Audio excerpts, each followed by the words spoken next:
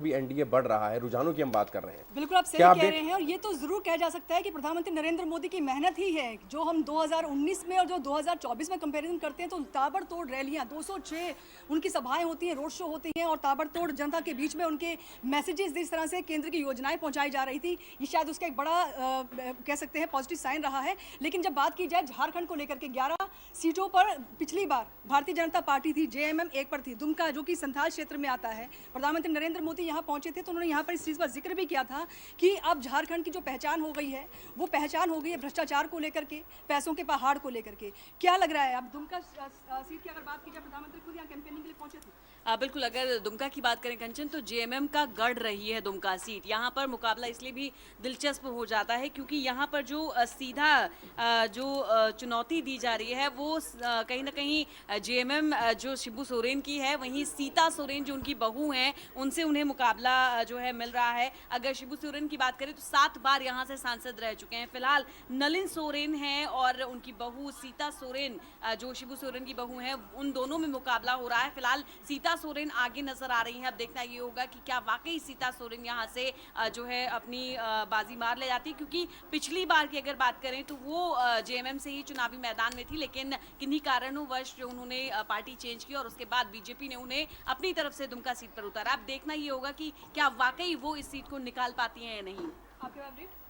बिहार में 40 में से 37 सीटों पर रुझान आ गए हैं, जिसमें 27 बीजेपी बढ़ रही है और 9 पर आरजेडी है और 1 पर अन्य चल रहा है। और सारण सीट की बात करें तो रोहिणी आचार्य पीछे चल रही है और राजीव प्रताप रूडी आगे चल रहे हैं। राजीव प्रताप रूडी पिछली बार भी जीते थे और सांसद ही है यहाँ से मौजूदा। पुरी की अगर बात करें, ओडिशा की अगर बात करें तो पुरी से संबित पात्रा पिछली बार चुनाव हारे थे, बहुत कम अंतर से हारे थे, लेकिन इस बार भी वो पीछे चल रहे हैं। फिलहाल वो कोई चमत्कार करते हुए लेकिन मुझे लग रहा है वो एक उनका विवादित बयान यहाँ पर आ गया था मंदिर को लेकर के। यानी चलिए बढ़ते आगे जी, उत्तराखंड को लेकर यूपी के कई बड़े अपडेट हैं। सबसे बड़ी बात 48 सीटों पर एनडीए आगे चल रहा है, लेकिन 28 सीटों पर इंडी गठबंधन आगे है। और सबसे बड़ी बात बताऊं, नगीना सुरक्षित क्षेत्र से चंद्रशेखर, जिनको रावण कहते हैं, जो निर्दलीय उम्मीदवार हैं, वो आगे चल रहे हैं। इसके अलावा कैराना से इकरा हसन, मुनव्वर हसन की बेटी है, वो आगे चल रही है। लेकिन सबसे और बड़ा मुद्दा है मेरठ से अरुण गोविल पीछे चल रहे हैं। अरुण गोविल पीछे चल रहे हैं। देखिए यहाँ पर हाँ पूछा कुछ कहना। देखिए राजस्थान में 25 सीटें, जिसमें भारतीय जनता पार्टी 20 पे आगे है, कांग्रेस 4 पे आगे है और 1 पर निर्दलीय। और वहीं जोधपुर से गजेंद्र सिंह शेखावत पीछे चल रहे हैं, कोटा से ओम बिरला फिलहाल आगे चल रहे हैं। एक अपडेट मैं आपको दे दूं कि उत्तर प्रदेश में दरअसल यहाँ पर अखिलेश यादव ने एक बड़ा आरोप लगाया है। उन्होंने कहा है कि उनके कार्यकर्ताओं को जो है नजरबंद किया जा रहा है। वहीं जम्मू कश्मीर का एक अपडेट देना चाहूंगी कि अनंतनाग राजौरी से महबूबा मुफ्ती जो कि पीडीपी से कैंडिडेट है, वो फिलहाल पीछे चल रही है। सज्जाद लोन बताया जा रहा था वो भी आगे चल रही है। हाँ, वो फिलहाल आगे चल रही है। बिल्कुल, लेकिन उत्तराखंड हाँ, हरिद्वार से जो है त्रिवेंद्र रावत, वो आगे चल रहे हैं। सीएम त्रिवेंद्र रावत आगे चल रहे हैं। दमन द्वीप और बात की जाए दादरा एंड नागर हवेली को लेकर के किसी। बिल्कुल, दमन और दीव देखिए, पहले तो बीजेपी का गढ़ रही थी 2019 में, लेकिन अभी इस समय कांग्रेस आगे चल रही है और बीजेपी पीछे चल रही है। बड़ी दिलचस्प मुकाबला देखा जा रहा है। और दादर और नागर हवेली की बात करें, जैसा कि कोई भी चैनल बात नहीं करता, हम बात कर रहे हैं। देखिए आईएनडी पिछली बार थी और इस बार कांग्रेस पीछे है और बीजेपी आगे है। और वहीं अब हम गुजरात पे आ जाते हैं। अगर हम गुजरात पे आ जाए पोरबंदर में, तो देखिए पोरबंदर में मनसुख भाई मंडाविया आगे हैं बीजेपी से और ललित भाई वसोया पीछे हैं। और सबसे खास बात है कंचन यहाँ पर यह है पोरबंदर में कि देखिए 1980 में कांग्रेस ने यहाँ बाजी मारी थी, लेकिन कांग्रेस अब जो है वो सूखा पड़ा हुआ है। तो काफी चैलेंजिंग मुकाबला है यहाँ पर कांग्रेस का। काफी चैलेंजिंग मुकाबला है यहाँ पर। लेकिन दक्षिण भारत की अगर बात की जाए तो अंकित, क्योंकि तेलंगाना की जब 17 सीटों की बात करें, अमित शाह यहाँ लगातार कैंपेनिंग के लिए जब पहुंचे थे तो उन्होंने कहा था कि 17 में से कम 10 सीटों जो है यहाँ पर भारतीय जनता पार्टी लेने जा रही है। लेकिन अब जितना आपको सभी अपडेट मिल पाया है दक्षिण भारत को लेकर के और खास तौर पर हैदराबाद सीट को लेकर कुछ अपडेट। हैदराबाद सीट पर अगर हम बात करें तो फिलहाल अभी भी AIMIM के असदुद्दीन ओवैसी आगे लगातार वो बढ़त बना हुआ है। इसके अलावा अगर हम बात करें तो केरल की सीट पर अगर हम बात कर लें, वायनाड सीट पर राहुल गांधी लगातार बढ़त बनाए हुए हैं। तो वहीं दूसरी बात कांग्रेस के लिए, बीजेपी के लिए एक अच्छी खबर केरल से आ रही है। अल्पुझा सीट से शोभा सुरेंद्रन वो आगे चल रही है। केसी वेणुगोपाल जो कि राष्ट्रीय महासचिव है कांग्रेस के, वो वहां से पीछे चल रहे हैं। और इसके अलावा अगर हम बात करें तो पथानामथिट्टा से एंटनी आगे चल रही, वहां से कांग्रेस के इंडी गठबंधन के उम्मीदवार हैं अनिल के एंटनी, जो कि AK एंटनी के बेटे हैं, वो वहां पर फिलहाल पीछे चल रहे हैं। आर्टिंगल की सीट की बात करें तो बीजॉय, जो कि भाकपा के कैंडिडेट हैं, वो वहां से आगे चल रहे हैं, और बाकी जो कांग्रेस के इंडी गठबंधन के कैंडिडेट हैं वो पीछे हैं। कर्नाटक की बात कर लेते हैं कंचन, HD कुमार स्वामी JDS के उम्मीदवार हैं, मांड्या सीट से वो आगे चल रहे हैं। वेंकट माने गौड़ा को उन्होंने पीछे किया है। दावणगेरे की बात करें तो प्रभा मल्लिकार्जुन यहाँ से इंडी गठबंधन की कैंडिडेट है, वो आगे चल रही हैं। गायत्री सिद्धेश्वर है BJP की, वो पीछे चल रही है। दक्षिण भारत से काफी सारा अपडेट मिल चुका है आपके पास। हाँ बिल्कुल, त्रिशूर से भी बीजेपी आगे चल रहे हैं, सुरेश गोपी आगे हैं वहाँ, बीजेपी के उम्मीदवार सुरेश गोपी आगे हैं। सुरेश गोपी आगे चल रहे हैं। बिल्कुल, मध्य प्रदेश, छत्तीसगढ़। बिल्कुल, मध्य प्रदेश की अगर बात की जाए, देखिए भोपाल सीट जहां से आलोक शर्मा बीजेपी प्रत्याशी हैं, 7,847 वोटों से वो आगे चल रहे हैं। बीजेपपी को अब तक 9,309 वोट मिल चुके हैं। पहले राउंड की जो गिनती हुई है, कांग्रेस प्रत्याशी की बात करें तो अरुण श्रीवास्तव को 1,462 वोट मिले हैं। ज्योतिरादित्य सिंधिया जो कि गुना से प्रत्याशी है, 6,500 वोटों से आगे चल रहे हैं। शिवराज सिंह चौहान लगातार बढ़त बनाए हुए हैं, और हालांकि शिवराज सिंह चौहान का एक बयान जरूर मैं यहाँ पर जिक्र करना चाहूंगी। देखिए, उन्होंने कहा था कि बीजेपी में 29 फूलों की माला जो है वो प्रधानमंत्री मोदी को पहनाएंगे, यानी कि 29 की 29 सीटें जो है वो यहाँ से जीतेंगे। बिल्कुल, 29 सीटें, पिछली बार 28 है। अपडेट मैं आपको दे देती हूँ। देखिए, कांग्रेस जो कि इस बार कहा जा रहा था कड़ी टक्कर, तो यहाँ से 4 सीटों पर कांग्रेस लगातार बढ़त बनाए हुए है। भिंड, मुरैना, मंडला और राजगढ़ पर कांग्रेस आगे चल रही है। मैम, छत्तीसगढ़ की बात करें तो छत्तीसगढ़ में 11 सीटों में से 10 सीटों पे अभी बीजेपी आगे चल रही है, और 1 सीट राजनांदगांव, जिसमें भूपेश बघेल आगे चल रहे हैं। भूपेश बघेल आगे चल रहे हैं। बिल्कुल, हमने एग्जिट पोल में दिखाया था, उस हिसाब से भूपेश बघेल आगे चल रहे हैं। लेकिन नॉर्थ ईस्ट की अगर बात की जाए, देखिए नॉर्थ ईस्ट की बात करूं तो जौहरहाट सीट जो असम का बहुत ही चर्चित सीट है, वहां पर गौरव गोगोई आगे चल रहे हैं और तपन गोगोई जो है पीछे चल रहे हैं। 2019 में तपन गोगोई आगे थे, लेकिन यहाँ पर अगर मैं असम की डिब्रूगढ़ सीट की बात करूँ तो यहाँ पर पूर्व मुख्यमंत्री जो है सर्बानंद सोनोवाल आगे चल रहे हैं, और अरुणाचल में किरण रिजिजू आगे चलते हुए नजर आ रहे हैं। आपके अपडेट नहीं, ठीक है, तो ये सीटों पर लेकर आज बिल्कुल रचना। बिल्कुल, मैं आपको बताना चाहूंगी कि हाजीपुर से चिराग पासवान जो है वो आगे चल रहे हैं। हालांकि उनके कंधे पर अपने पिता की विरासत को आगे ले जाने का दारोमदार है। अब देखना ये होगा कि 8 बार के सांसद रहे रामविलास पासवान की विरासत को हाजीपुर से आगे ले जा पाते हैं या नहीं चिराग पासवान। प्रधानमंत्री नरेंद्र मोदी के हनुमान अपने आप को कहने वाले चिराग पासवान, उनकी नाराजगी भी हमने जब देखी थी वैशाली में, उन्होंने सभा संबोधित की, और जब उनको लग रहा था कि सीटों को लेकर कहीं ना कहीं पेच फंसा हुआ है, तो उन्होंने ये भी कह दिया मेरा गठबंधन तो जनता के साथ है। लेकिन चलिए फिलहाल हाजीपुर सीट को लेकर के यहाँ पर मैं बताना चाहूंगी, पश्चिम बंगाल की डायमंड हार्बर की सीट की बात करें तो यहाँ से अभिषेक बनर्जी जो है वो आगे चल रहे हैं। फिलहाल अगर इस सीट की बात करें तो कभी कम्युनिस्ट का गढ़ कहा जाता था। 1967 से लेकर 1980 तक जो है पूर्व CM ज्योति बसु सीट पर काबिज हुए, लेकिन अभिषेक बनर्जी पिछले 2 बार से इस सीट पर जो है अपनी ताल ठोक रहे हैं। फिलहाल इस बार फिर से चुनावी मैदान में है, आगे चल रहे हैं, लग रहा है कि वो सीट निकाल ले जाएंगे। तो आपको लग रहा है कि सीट निकाल ले जाएंगे, लेकिन ये अपने आप में काफी दिलचस्प हो चला है। उत्तर प्रदेश को लेकर अपडेट। उत्तर प्रदेश में सबसे बड़ी बात यह है, जो अखिलेश यादव के परिवार के सभी सदस्य सब जगह से आगे चल रहे हैं। तो इसके अलावा स्मृति ईरानी ने बढ़त बनाई है, और वेस्टर्न यूपी में जो है अभी सहारनपुर से जो वो इमरान मसूद हैं, वो शुरुआती दौर में आगे हैं। बिल्कुल, तो ये न्यूज़ रूम से जो अपडेट आप तक पहुंचा रही हूँ। Over to you Sanjay ji. चलिए कंचन, आएंगे आपके पास, काफ़ी अपडेट आपसे मिला, और हमारे साथ कुछ नए मेहमान भी जुड़े हैं। नेहा जोशी भारतीय जनता पार्टी की प्रवक्ता हमारे साथ मौजूद हैं। सूर्या रेड्डी हमारे सहयोगी हैदराबाद से मौजूद हैं। अखिलेश कटियार समाजवादी पार्टी के नेता प्रवक्ता हमारे साथ मौजूद हैं। सबसे पहले अखिलेश भाई आपसे सवाल, जिस तरीके से टैली सामने आ रही है, कुछ देर पहले 317 320 को टच करने वाला था एनडीए, लेकिन थोड़ा पीछे हुआ है, और इंडिया गठबंधन 111 121 पर दिखाई दे रहा था, 173 पर। शुरुआती रुझान पर सबसे पहले गठबंधन का रिएक्शन। ये रुझान अभी आ रहे हैं और बहुत शुरुआती हैं अभी सुबह सुबह, और मुझे लगता है कि जैसे जैसे टाइम बढ़ेगा इंडिया गठबंधन बहुमत की तरफ जाना चाहिए, क्योंकि जिस तरीके के बीते 10 सालों का जो सरकार का परफॉर्मेंस है और सरकार की नीतियों पे अगर जनता ने मतदान किया होगा तो मुझे पूरा भरोसा है कि सरकार के खिलाफ ही मतदान होगा। वैसे क्या आपको लगता है कि किन किन कारणों से जनता ने मतदान किया होगा? संजय जी, 2 चीजें हैं जी। ये तो रिपोर्ट कार्ड है 10 साल के सरकार का। अगर किसान रियल में संपन्न होगा, खुशहाल होगा और संतुष्ट होगा तो उसे वोट करना ही चाहिए, तो बीजेपी को मिला होगा। अगर नौजवानों को रोजगार मिला होगा तो भी उन्हें मतदान मिला होगा। आरक्षण के मुद्दे रहे। मतलब मेरा ये मानना है कि कई जगहों पे जो हम पिछले 10 दिन से 8 दिन से देख रहे हैं, आपके तरफ से या बहुत सारे लोगों की तरफ से सवाल आता है कि पीछे कई चुनाव हुए और जनता ने इन मुद्दों को नकार दिया है। अगर जनता अपने से जुड़े सरोकारों के मुद्दों को नकार के वोट करती है तो इस चुनाव के बाद हमारे लिए जरूर बड़ा फैसला होगा कि फिर राजनीति किधर जा रही है। ब्रिजभूषण शरण सिंह क्या कह रहे हैं, सुन लेते हैं, जिन पर आप लोग भी आरोप लगाते रहे हैं। उसको स्वीकार करना चाहिए। जब इनकी सरकार बनती है तब ईवीएम नहीं खराब रहता है। दिल्ली में कौन सा चुनाव हुआ था? बैलेट से हुआ था। अब जब ये हार जाते हैं तो सारा ठीकरा जो है ये फोड़ने की तैयारी कर रहे हैं।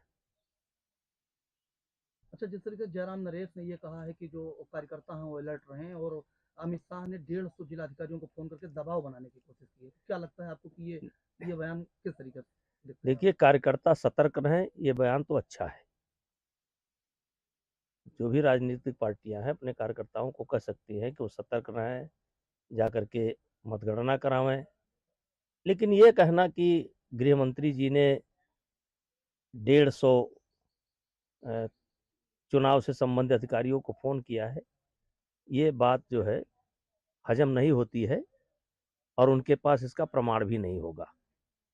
लेकिन चुनाव है, वो नेता है, कुछ भी कर सकते हैं। हरियाणा में क्या स्थिति होने वाली है बीजेपी की? भारतीय जनता पार्टी के पक्ष में हरियाणा का रिजल्ट है। नेहा जोशी, आपका बहुत स्वागत है। जरा अखिलेश कटियार जो समाजवादी पार्टी के प्रवक्ता है, उन्होंने आप पर एक आरोप लगाया है कि आरोप इस रूप में कि यदि रोजगार मिला होगा तो जनता ने बीजेपी के पक्ष में वोट दिया होगा, किसान यदि खुश होगा तो जनता ने, अगर खुश होगा तो मिलेगा, स्मार्ट सिटीज देश में बन गए होंगे तो मिलेगा, तो जवाब उनसे ले लेते गंगा हैं। साफ हो गई होगी तो मिलेगा। ठीक, जवाब दीजिए नेहा जी। धन्यवाद, सभी को नमस्कार। देखिए, बिल्कुल ठीक उन्होंने कहा, और भारतीय जनता पार्टी भी शुरू से यही कह रही है कि युवा, महिला, गरीब और किसान, इन चारों के आशीर्वाद के साथ ही नरेंद्र मोदी जी तीसरी बार प्रधानमंत्री बनने जा रहे हैं। एनडीए बहुमत की तरफ अग्रसर हुआ है। और अगर आप अभी के शुरुआती रुझान देखें तो चाहे वो तेलंगाना हो, वेस्ट बंगाल हो, उड़ीसा हो, तमिलनाडु हो, उत्तर प्रदेश हो, नेशनल पार्टीज तो और भी है, लेकिन कोई अगर इस राष्ट्र में पार्टी है जिसकी पैन इंडिया स्वीकार्यता है तो वो केवल भारतीय जनता पार्टी है। ये शुरुआती रुझान से बहुत क्लियर हो गया है। आप इंडी गठबंधन के मेरे साथी तमाम बातें करेंगे कि मुद्दों पर चुनाव नहीं हुआ। मुझे लगता है कि जब ऐसी बातें होती हैं तो हम कहीं ना कहीं जनता के इंटेलेक्ट पर सवाल उठाते हैं। जब कोई और पार्टी जीतती है भारतीय जनता पार्टी के अलावा तो आपको ईवीएम भी सही लगती है, आपको लगता है कि वोटर भी बहुत समझदार है, उसने मुद्दे पर वोट किया। लेकिन जब आपके जो रिजल्ट हैं वो आपके अनुकूल नहीं आते तो आप तमाम तरह की थ्योरियां लाने लगते हैं। आप कहते हैं विजिलेंट रहिए, आप कहते हैं डीएम्स को फ़ोन किया गया है। तो इस तरीके की बातें, मुझे लगता है सबसे बड़ी बात कि एक जो हमारा लोकतंत्र है उसको शर्मिंदा करने वाली ये बातें हैं। लोकतंत्र ने पूरे ढंग से इस तपती गर्मी में भी पिछले 2 महीने हमने इस लोकतंत्र का ये उत्सव मनाया है, और आज जब रिजल्ट की बारी आई है मुझे लगता है हमें मैंडेट को रिस्पेक्ट करना होगा। हमें रिस्पेक्ट करना होगा इस बात को कि जनता समझदार है, उसको पता है ग्राम प्रधान किसको बनाना है, उसको पता है सांसद किसको बनाना है, तो उनके विवेक पर शक ना करें। जनता के विवेक पर शक ना करें। आएंगे आपके पास नेहा जोशी जी। और इस वक्त दक्षिण भारत का क्या रुख है, क्योंकि भारतीय जनता पार्टी ने तमाम ताकत लगाई। प्रधानमंत्री नरेंद्र मोदी ने युद्ध स्तर पर दौरे किए, तूफानी दौरे किए। तमिलनाडु की बात करें, कर्नाटक की बात करें, केरल की बात करें, सभी का हाल हमें बता रहे हैं सूर्या रेड्डी हमारे साथ हैदराबाद से मौजूद हैं। सूर्या, भारतीय जनता पार्टी अगर एनडीए की बात करें तो इस बार ताकत लगाई और पूरा उनको अनुमान था कि दक्षिण भारत में भी कमल खिलेगा, कम से कम शुरुआत होगी, कई जगह से बढ़त भी मिलेगी। फिलहाल शुरुआती रुझान क्या कहते हैं? शुरुआती रुझान जिस तरह देख रहे हैं आंध्र प्रदेश में जो टीडीएम के साथ गठबंधन बनाई वो काफी फायदेमंद दिख रहा है, क्योंकि करीब विधानसभा चुनाव उसमें करीब 30 सीटों से आगे दिख रही है, और वाईएसआरसीपी पार्टी जो सत्तारूढ़ पार्टी उससे 3 सीटों से आगे दिख रही है। उसी तरह अगर लोकसभा चुनाव की बात करें वहाँ देखते 4 सीटों से एनडीए गठबंधन आगे जा रही है और 1 सीट से वाईएसआरसीपी आगे बढ़ रही है। उनका तेलंगाना की बात करें, तेलंगाना में भी जिस तरह 7 सीटों में बीजेपी आगे चल रही है, तो दूसरी तरह वहाँ पर एनडीए गठबंधन कांग्रेस जो सत्तारूढ़ पार्टी उस 6 सीटों से आगे चल रही है। इसी तरह दक्षिण भारत में अन्य राज्यों में भी इस तरह काफी टक्कर चल रही है। अभी वायनाड जैसे राहुल गांधी वो भी आगे चल रहे हैं। कोई बात नहीं, सुनिए समझाइए जरा सा दो बातें। हैदराबाद की यदि हम बात करें जहां ओवैसी आगे चल रहे हैं जैसा कि आप बता रहे हैं, दूसरा आंध्रा की यदि हम बात करते हैं ओवरऑल, तो क्या बीजेपी का तेलुगु देशम पार्टी के साथ हुआ गठबंधन वाकई बहुत कमाल दिखाने वाला है?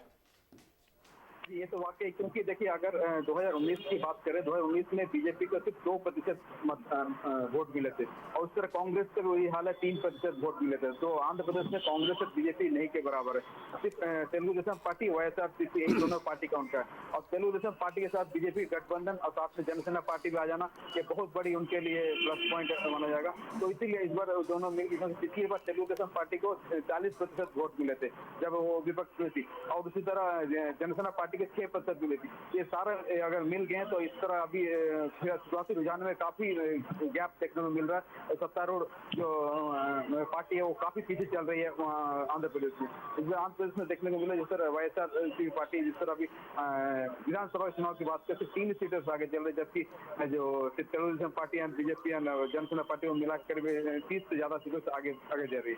अभी उसी तरह तेलंगाना की जो बात करें, अभी इस तरह असदुद्दीन ओवैसी और जो है अभी आगे चल रहे हैं, और अभी जो है सुबह जाकर मंदिर में प्रार्थना भी की माधवी लता, वो अभी फिलहाल पीछे चल रही है। चलिए आते हैं आपके पास। गर्ग साहब हमारे साथ स्टूडियो में मौजूद है। गर्ग साहब, यहाँ पर जो टैली दिखाई दे रही है उस पर भी आपका रिएक्शन चाहूंगा, और दूसरा ये भी समझना चाहेंगे, कांग्रेस राष्ट्रीय पार्टी थी, धीरे धीरे राष्ट्रीय पार्टी अभी भी है, लेकिन बैसाखियों का सहारा लेना पड़ रहा है। उत्तर प्रदेश की बात करें, बिहार की बात करें, झारखंड की बात करें, तमाम जो लोकल पार्टीज हैं, जो रीजनल पार्टीज हैं, उनका सहारा लेना पड़ रहा है। बावजूद उसके ये हाल, बड़े स्टेट्स में तो कांग्रेस ने अपने आप को जो रीजनल पार्टी है उनके पीछे खड़ा कर दिया, और मुझे लगता है सबसे बड़ा सेटबैक उनके लिए यही है। बिहार में आप आरजेडी के पीछे खड़े हैं, यूपी में आप एसपी के पीछे खड़े हैं, महाराष्ट्र में आप एनसीपी पीछे नहीं कुछ ज्यादा पीछे खड़े लेकिन मेरे कहना है, मेरा नहीं वो साथ तो मालूम नहीं चलता ना। 2017 मजबूरी का गठबंधन भी कहा जा सकता है साहब इसको। 2017 में आपके साथ थे, मजबूरी का गठबंधन भी कह सकते हैं। नहीं, मजबूरी का गठबंधन ही है, क्योंकि देखिए कोई भी जितनी क्षेत्रीय पार्टी हैं, आप किसी की भी बात करें, एसपी के मेरे साथी बैठे यहाँ पे, जितनी क्षेत्रीय पार्टियां सारी की सारी कांग्रेस के विरोध के कारण, कांग्रेस के खिलाफ ही ये इन्होंने अपने आप को तैयार किया और अपनी पार्टी बनाई, उसके खिलाफ लड़के ही वहां पे क्षेत्रीय ताकत बनी है। बिल्कुल। तो कभी भी इनकी दोस्ती वैसी नहीं हो सकती है कि जैसी स्वाभाविक दोस्ती होती है। रोकते हुए जरा सा अजय राय क्या बोले सुन लेते, फिर आपकी बात हम पूरा। मैंने कहा प्रत्याशित परिणाम देगा, वो देखिए सामने आ रहा है। देश के अंदर इंडिया गठबंधन की सरकार बनने जा रही है, निश्चित तौर से हमारी सरकार बन रही है और इंडिया गठबंधन भारी बहुमत से जीत रहा है, और काशी भी हम लोग जीतेंगे, बनारस भी हम लोग जीतेंगे।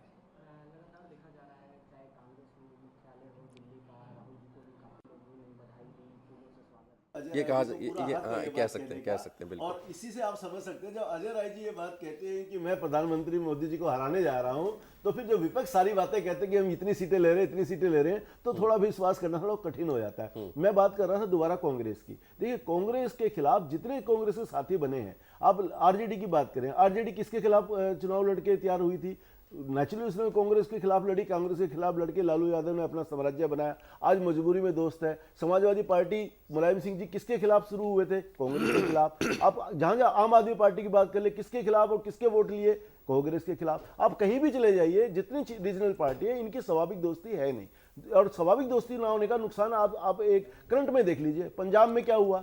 पंजाब में आम आदमी पार्टी कांग्रेस एक दूसरे को गालियां दे रहे हैं और दिल्ली में दोस्ती कर रहे हैं। तो इसी से पता लगता है ना कि उनकी दोस्ती कितनी कितनी हल्की है और सिर्फ मजबूरी का गठबंधन है, अपनी नेचुरल दोस्ती उनकी हो नहीं सकती। और इसी का नुकसान ये है कि कांग्रेस को हमेशा पीछे खड़ा होना पड़ रहा है और नुकसान झेलना पड़ रहा है। और मुझे ऐसा लगता है धीरे धीरे जहां पे कांग्रेस और बीजेपी की सीधी टक्कर है वहां पे भी नई नई रीजनल पार्टी आ रही हैं। आप हरियाणा है, राजस्थान है, मध्य प्रदेश है, छत्तीसगढ़ है, आप ये इस क्षेत्र में भी नई रीजनल पार्टी खड़ी हो रही है। तो मुझे लगता है कांग्रेस और हाशिए पे चली जाएगी। आता हूं खड़गे साहब। कैप्टन आई सिंह हमारे साथ मौजूद है, भारतीय जनता पार्टी के नेता प्रवक्ता। सिंह साहब, रुझानों पर सबसे पहली प्रतिक्रिया, हालांकि राष्ट्रीय प्रवक्ता भारतीय जनता पार्टी मुख्यालय से भी लगातार हमारे साथ जुड़ रहे हैं।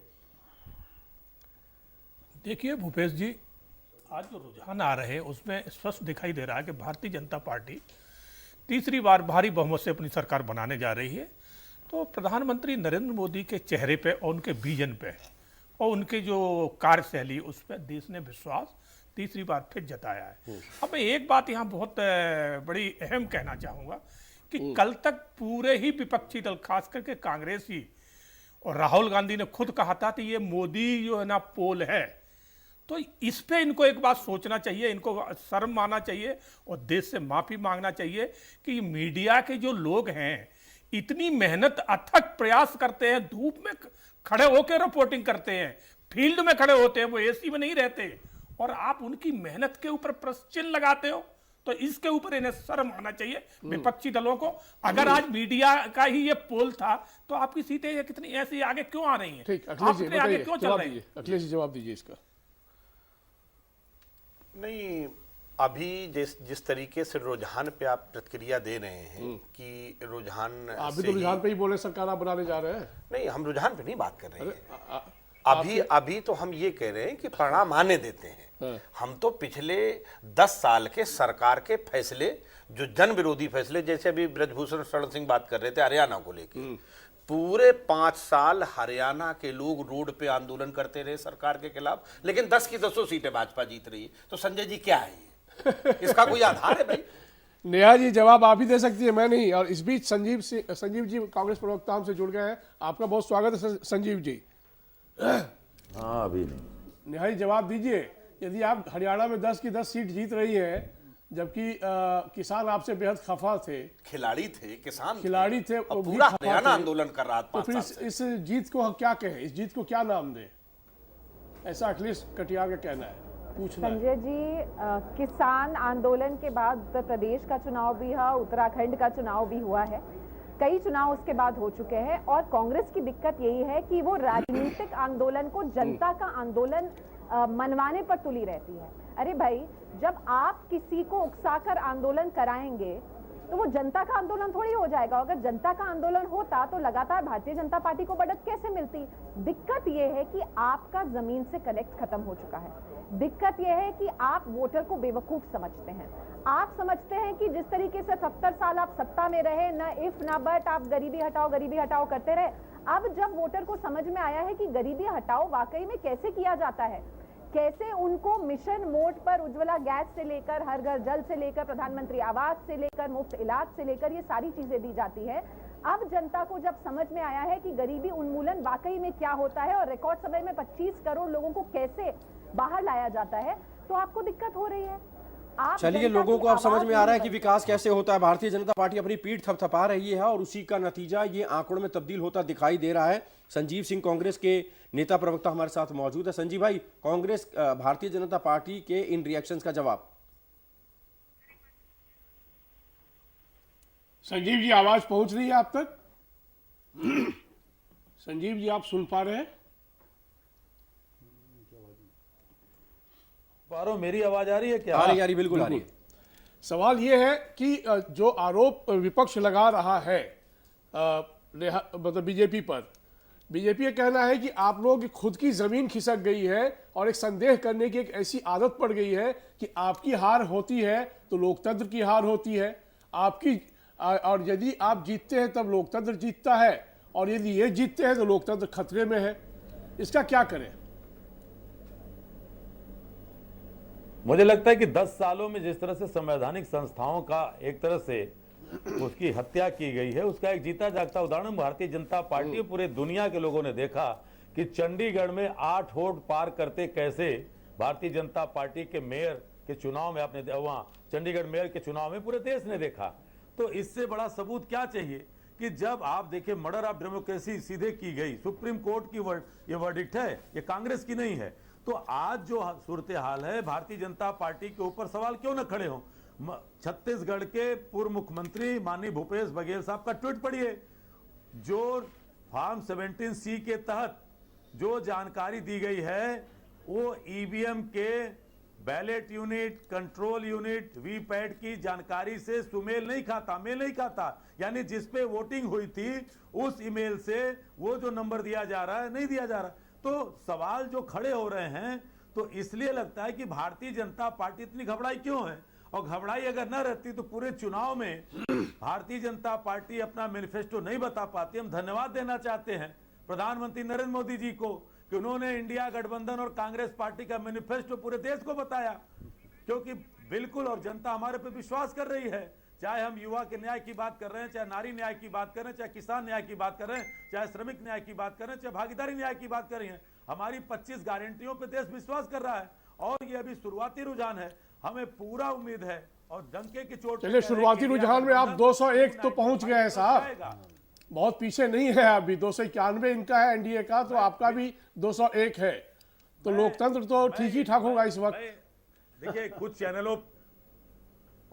चैनलों पे 270 प्लस चल रहा है, आपके यहाँ 201 चल रहा है। तो मैं इसलिए कह रहा हूं कि शुरुआती रुझान ये इंडिया गठबंधन की उस मजबूती को बता रहा है कि जो हम जनता के बीच में जाकर के अपने मुद्दे पे चर्चा की। हमने कहीं अनर्गल चर्चा नहीं की। एक हेट स्पीच बता दीजिए कांग्रेस पार्टी के किसी नेताओं ने दी हो, चाहे माननीय खड़गे जी हो, माननीय राहुल गांधी जी हो, माननीय प्रियंका जी हो, एक हेड स्पीच नहीं। लेकिन प्रधानमंत्री से लेकर के उत्तर प्रदेश के मुख्यमंत्री माननीय योगी आदित्यनाथ जी के हेड स्पीचेज को लेकर के चुनाव आयोग पे हमने जाकर शिकायत की, क्या हुआ।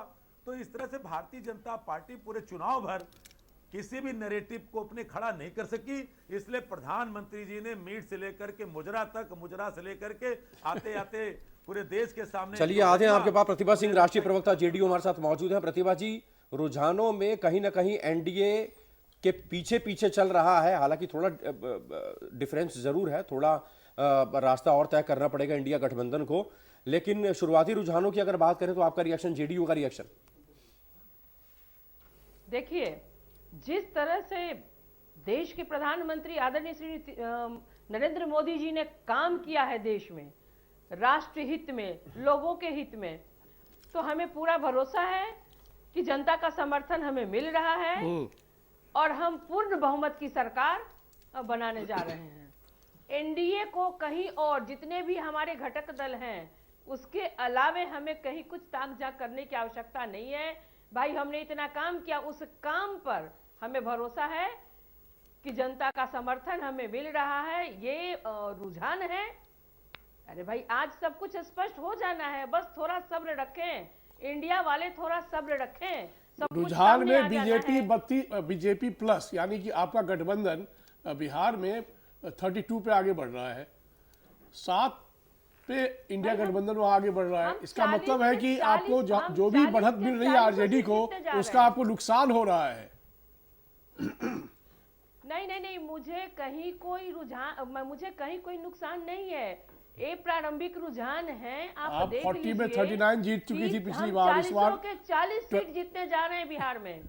अच्छा, आदरणीय नेता श्री नीतीश कुमार जी ने जिस तरीके से बिहार में काम किया है, किस लोकसभा चुनाव में मैडम विधानसभा नहीं है, पर लाने का काम किया है, किस तरह से जनता के हित में उन्होंने काम किया है, कई साहसिक निर्णय उन्होंने लिए हैं जनता के हित में। तो उसी काम के आधार पर चलिए आते हैं प्रतिभा जी हमारा इस वक्त election commission, chief election commission, मुख्य चुनाव आयुक्त प्रेस कॉन्फ्रेंस कर रहे हैं, सीधे अपने दर्शकों को लिए चलते हैं। So all of that we are managing and seeing from here, तो दैट जितने भी लोग जानना चाहते हैं, देखना चाहते हैं, उन्हें कोई परेशानी ना हो। और सभी आरओस को जो 542 कॉन्स्टिट्यूएंसीज में इस समय काउंटिंग करा रहे हैं, जहाँ करीब 65,000 से ऊपर की टेबल्स लगी हुई हैं, हर जगह में उनको कहा गया है कि पोलिंग एजेंट्स को और कैंडिडेट्स को निश्चित रूप से बैठने दें, पूरी पारदर्शिता के साथ काउंटिंग करें, जो रूल बुक है उसका पालन अक्षरशः करें, मतलब एक भी वायलेशन नहीं होनी चाहिए, अदरवाइज खैर नहीं है। यानी जो रूल बुक है उसका पालन करें, पारदर्शिता से पालन करें, कैंडिडेट्स को और उनके एजेंट्स को हर जगह में शामिल रखें। सीसीटीवी फुटेज 24/7 लेते रहें हर प्रक्रिया का, ताकि पूरी पारदर्शिता बनी रहे। तो जैसे वोट डालने में मेहनत की, उसी तरीके से आज यहाँ भी पूरी पारदर्शिता के साथ वो सब लोग काम कर रहे हैं। सर, अगर किसी तरह की गड़बड़ी की रिपोर्ट मिलती है तो किस तरह का एक्शन आप लेते हैं? हम लोग खुद यहाँ बैठे हुए हैं, हमारे सारे सेंट्रल ऑब्जर्वर्स बैठे हुए हैं। हर काउंटिंग सेंटर में एक सेंट्रल ऑब्जर्वर है जो वहाँ बैठा हुआ है, वो सर्टिफाई करेगा रिजल्ट को हर राउंड के, उसी के बाद डिक्लेयर होगा। हमारा एजेंट है वो, हमारे मतलब आईज एंड ईयर्स वहाँ बैठे हुए हैं, हम उनके सबके कॉन्टैक्ट में हैं। और कहीं से भी कोई प्रॉब्लम आएगी हमारे सेंट्रल ऑब्जर्वर्स को बताएंगे, कैंडिडेट्स वहाँ मौजूद हैं वो लोग, और हमारे पास आएगी बात तो उसको इमीडिएट ठीक करेंगे। कोई गलती करने की संभावना नहीं है, सबको सख्त हिदायतें दी गई हैं। लेकिन अगर कोई कहीं से किसी को शक है, कोई शिकायत आती तो बताएं हमें, एविडेंस के साथ हम लोग इमीडिएट कार्रवाई करें।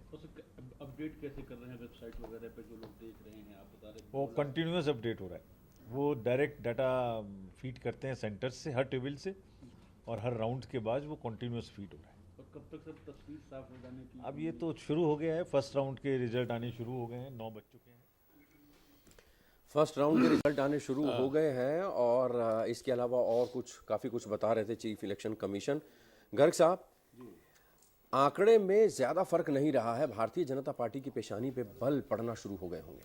निश्चित रूप से देखिए, आप देखिए पीछे काफी समय से ये नीचे जा रहे हैं और इंडी गठबंधन आगे जा रहा है। लेकिन मैं दूसरी बात यह कहना चाहता हूँ, अगर सच में इंडी गठबंधन बन गया होता, सच में क्या, मैं क्यों शब्द इस्तेमाल कर रहा हूँ, अगर वेस्ट बंगाल में ममता इनके साथ रही होती, जेडीयू टूट के इनकी तरफ ना आया होता, बिहार में आरएलडी अगर यूपी से ना टूटा होता, शिवसेना और एनसीपी ना टूटी होती, तो मेरा कहना है इंडी गठबंधन तब सही से बनता। और अगर वो सही से बनता तो निश्चित रूप से इस बार बाजी अलग से नतीजे भी देखने को मिल सकते थे, और हो सकता है भारतीय जनता पार्टी को एक बड़ी कठिन परिस्थिति का सामना करना पड़ता। तो मैं कह सकता हूं कि ये सारी चीजें जो एक्सरसाइज पॉलिटिकल पार्टीज ने की है, एनडी ने अपना गुरुबा बढ़ाने में जो कोशिश की है इलेक्शन से पहले, तो वो शायद इस पूरे एनडीए गठबंधन को बचा रही हैं। नहीं तो जो नतीजे हम सामने शुरुआती रुझान में देख रहे हैं, ये थोड़े बदले बदले नजर आते हैं। अभी टफ कंपटीशन है, 50-55 सीटें सिर्फ एनडीए आगे है, अगर हम अदर्स को भी इंडी गठबंधन में जोड़ लें तो। 209 देखकर कैसा लग रहा है? देखो संजय जी, 209 ये शुरुआती रुझान है, हो सकते हैं, बड़ी बात नहीं, मगर मैं यहाँ पर वही बात दोहराना चाहूँगा कि ये जनादेश जनता दे रही है, और जनता सोच विचार के देती है। जनता आपको हर तरह से वाच करती है कि आपने 5 साल में जो सरकार रही उसने क्या किया, इससे पहले थे वो क्या करके गए, अभी जो शासक है वो किस तरह का हमारे देश के लिए पीछे रह गए, वो क्या करके गए। तो ये सब जनता के ऊपर छोड़ना चाहिए। खाली चुनाव आयोग के एजेंसियों के ऊपर, मीडिया के ऊपर इस तरह का अपना फ्रस्ट्रेशन निकालना, ये इन पार्टियों को मैं कहूँगा कतई ठीक नहीं था। जिस तरह से नैरेटिव चल रहा था, डेली चुनाव आयोग के पास जा रहे थे। अरे जयराम रमेश ने तो यहाँ तक कह दिया चुनाव आयोग से कि 150 डीएमओ को फोन किया गया है अमित शाह जी की तरफ से। तो आप देखिए कि झूठ की एक पराकाष्ठा है, कितना झूठ बोलते हैं ये। इतना झूठ क्यों बोलते हैं संजीव जी आप लोग? सवाल। झूठ बोलने में पूरी दुनिया में जिस शख्स का नाम है वो बताने के लिए पर्याप्त है। तो पूरे देश ने 10 सालों में जाना कि झूठ कैसे बोला जाता है, और प्रधानमंत्री जी के 10 झूठों को गिनाने लगूंगा तो शायद आज आपके शो पे वो समय नहीं है। देश झूठ और लूट से थका है। लेकिन बीजेपी कहती है कि पहली झूठ तो इस देश ने सुना था जब आपने गरीबी हटाओ नारा दिया था, वो भी एक झूठ ही निकला था। प्रधानमंत्री जी के तो झूठ की गिनती अगर मैं भारतीय जनता पार्टी के प्रवक्ता से पूछना चाहूंगा कि प्रधानमंत्री जी वडनगर में पहली चाय किसको पिलाई थी, प्रधानमंत्री जी ने इंटायर पॉलिटिकल साइंस से जो मास्टर एमए की डिग्री ली उसमें उनका साथी सहपाठी कौन था जो साथ में बैठ के एग्जाम दिया था। तो मुझे लगता है कि ये कांग्रेस क्या की है पूरे देश के लोग गवाह हैं। 10 सालों में भारतीय जनता पार्टी ने जिस तरह से हर वर्ग को ठगने का काम किया है, क्योंकि पिछले 5 साल जब थे 14 से लेकर के 19 तक, तो लोगों ने एक विश्वास किया कि चलो साहब ये जो है 2 करोड़ रोजगार देने की बात कर रहे हैं, स्मार्ट सिटी देने की बात कर रहे हैं, गांव को गोद लेने की बात कर रहे हैं, एमएसएमई सेक्टर को बढ़ाने की बात कर रहे हैं। लेकिन आप इनकी सरकार 19 में चली गई होती अगर एक पुलवामा का फैक्टर ना होता। आज तक पुलवामा के बारे में मैं नहीं कहता हूं, सतपाल मलिक के बयान क्या है? सतपाल मलिक यदि अगर समय पे चेतावनी रहते हुए कार्रवाई की गई होती तो पुलवामा जैसी घटना रोकी जा सकती थी। देखा होगा तो भूपेश कहीं न जी कहीं भारतीय जनता कि जब देश आजाद हुआ था नेहरू जी ने भी यही एक नारा दिया था कि देश से गरीबी हटाना है, और नेहरू जी चले गए मगर गरीबी नहीं हटा पाए। इंदिरा जी आई, उन्होंने भी कहा देश से गरीबी हटाना है, और इंदिरा जी का भी जो है अंतिम समय हो चुका, वो भी चली गई। राजीव गांधी आए, उन्होंने भी कहा गरीबी हटाना है। तो कांग्रेस के अंतिम जो है राजकुमार हैं वो भी गरीबी हटाने की बात कर रहे हैं, मगर कभी ये देश से गरीबी नहीं हटा चुके, गरीबों को जरूर हटाते रहे। ये इनका खेल है। मगर हमने वास्तव में 10 साल के कार्यकाल में 25 करोड़ लोगों को गरीबी रेखा से बाहर निकाला है। अगर आपके आंकड़े हो तो आप भी बता दें। लेकिन 80 करोड़ को मुफ्त राशन भी आप ही ने दिया ना, कैसे आप दावा कर रहे हैं? साहब आंकड़ों की बात करेंगे, आज आंकड़ों की शुरुआती रुझान में आपने लीड पकड़ी थी, लेकिन अब इंडिया गठबंधन जो है वो भी दोहरा शतक लगा के 211-215 के आसपास चल रहा है, जो कि डिफरेंस काफी कम है। आज आंकड़ों की बात, शुरुआती रुझान देखिए भूपेश जी, देखिए ये कुछ सीटें ऐसी जगह की हैं जाके जो रुझान आ रहे हैं कि वहां वोट एक तरफा जाता है। वो आप जग जाहिर है, 211 कुछ भी नजर आ रहा है। मैं बताने को आपको बिल्कुल मुझे कोई उसमें संदेह नहीं रहता है कि जिस तरह से जो एग्जिट पोल आए उनमें भी दिखाया गया है कि कौन वोट किसको ज्यादा कर रहा है। तो इस जगह की सीटों के अगर रुझान आएंगे तो इसमें ये बढ़त जरूर बनाएंगे, मगर रिजल्ट इनके फेवर में नहीं जाएंगे, ये भी मैं बता रहा हूं आपको। लास्ट में ये इनके रिजल्ट सब डाउन होंगे और भारतीय जनता बहुत बड़े बहुमत से आगे आपको नजर आएगी। नेहा जोशी जी, आप मौजूद हैं? अच्छा भाई, अखिलेश जी जरा आप ही समझाइए। नहीं, मैं 2 बातें कह दूं। हाँ। नेहा जोशी जी ने एक बात कही थी बहुत अच्छी सी, हाँ। कि जनता को मूर्ख समझते हैं क्या? तो जनता को मूर्ख हम नहीं समझते, हमारी तो जनता मालिक है, हम जनता को महान समझते हैं। लेकिन गैस नाले से गैस निकाल के पकौड़े तलने वाले बयान से क्या साबित होता है कि जनता समझदार है? जनता ने एक बार पूरा बोल लेने दें कैप्टन साहब, पूरा मौका मिलेगा सर। हमारे कार्यक्रम में शॉटिंग मैच मजा नहीं आता। सूर्य से पैनल लगेंगे, पैनल से बिजली बनेगी, बिजली से कारें चार्ज होंगी, बिल फ्री हो जाएगा, ये बयान है। ठीक है साहब, कैसा होगा? 15-15 लाख सबके खाते में आएंगे, गरीबी दूर हो जाएगी। तो ये जो बयान आपने दिए हैं और बाद में अपने ही बातों को जुमला साबित किया है, हम नहीं कहते, ये आपके नेताओं के बयान हैं। जनता को आप क्या समझते हो ये आप जानो। हम तो समाजवादी लोग हैं, हमने तो ये खद्दर भी उनकी सेवा के लिए पहना है, हम तो जनता को मान समझते हैं। लेकिन उसी जनता के आशीर्वाद से 291 रुझान में अभी भी सरकार उन्हीं की है। फिर ठीक है, उसका हम अगर बीजेपी जीते ही है, पहले भी जीती है, तो हमने जनता के फैसले को सिरागों पे लिया है। लेकिन अगर ये मुद्दे नहीं हैं और जनता को हम कुछ भी अनर्गल बोलते रहेंगे, जनता फिर भी हमें वोट करेगी, जनता के किसानों की आमदनी दुगनी कर देंगे और हम कुछ नहीं करेंगे, उनको लूट लेंगे, फिर भी वोट हमें करेंगे, तो संजय जी ये सवाल हमारे आप सबके लिए है कि आखिर राजनीति के सिरा में हमने प्रवेश किया है, आखिर कहां हमने विश्वसनीयता में जवाब दीजिए। हाँ, बहुत अच्छी बात है। हमारे मित्र समाजवादी के प्रवक्ता ने जो कहा, मैं अब इनको बताना चाहूँगा कि अखिलेश जी जब से राजनीति में आए हैं, अपने बलबूते पे वो एक चुनाव बता दें जीते हों, अगर उन्होंने जनता में काम किया है तो पंचायत से लेके और लोकसभा तक, निगम से लेके और वार्ड पार्षद तक के चुनाव वो हारते आए हैं, एक भी चुनाव नहीं जीते। तो अखिलेश के काम नजर आते हैं कि उन्होंने किए हैं, तभी तो बार बार चुनाव हार रहे हैं। अगर करे होते तो क्यों नहीं, जनता कम से कम निगम का चुनाव तो जिता देती। तो वो दिखाई दे रहा है। इसी तरह से कांग्रेस की 100 साल से पुरानी पार्टी, जिसने देश पे सबसे ज्यादा शासन किया हो और सबसे ज्यादा नारा दिया हो कि गरीबी हटाओ, मगर ना गरीबी हटा पाए और ना जितनी सत्ता इन्होंने की इसमें किस देश का विकास कर पाए। हमारे 10 साल के कार्यकाल में आप देखिए, आज हमने रोडों का जाल बिछा दिया है, मेडिकल देखिए, भारत में 1 या 2 एम हुआ करते थे, आज आप देखिए कितने एम है, हमने जगह जगह एम्स बनाए रहे।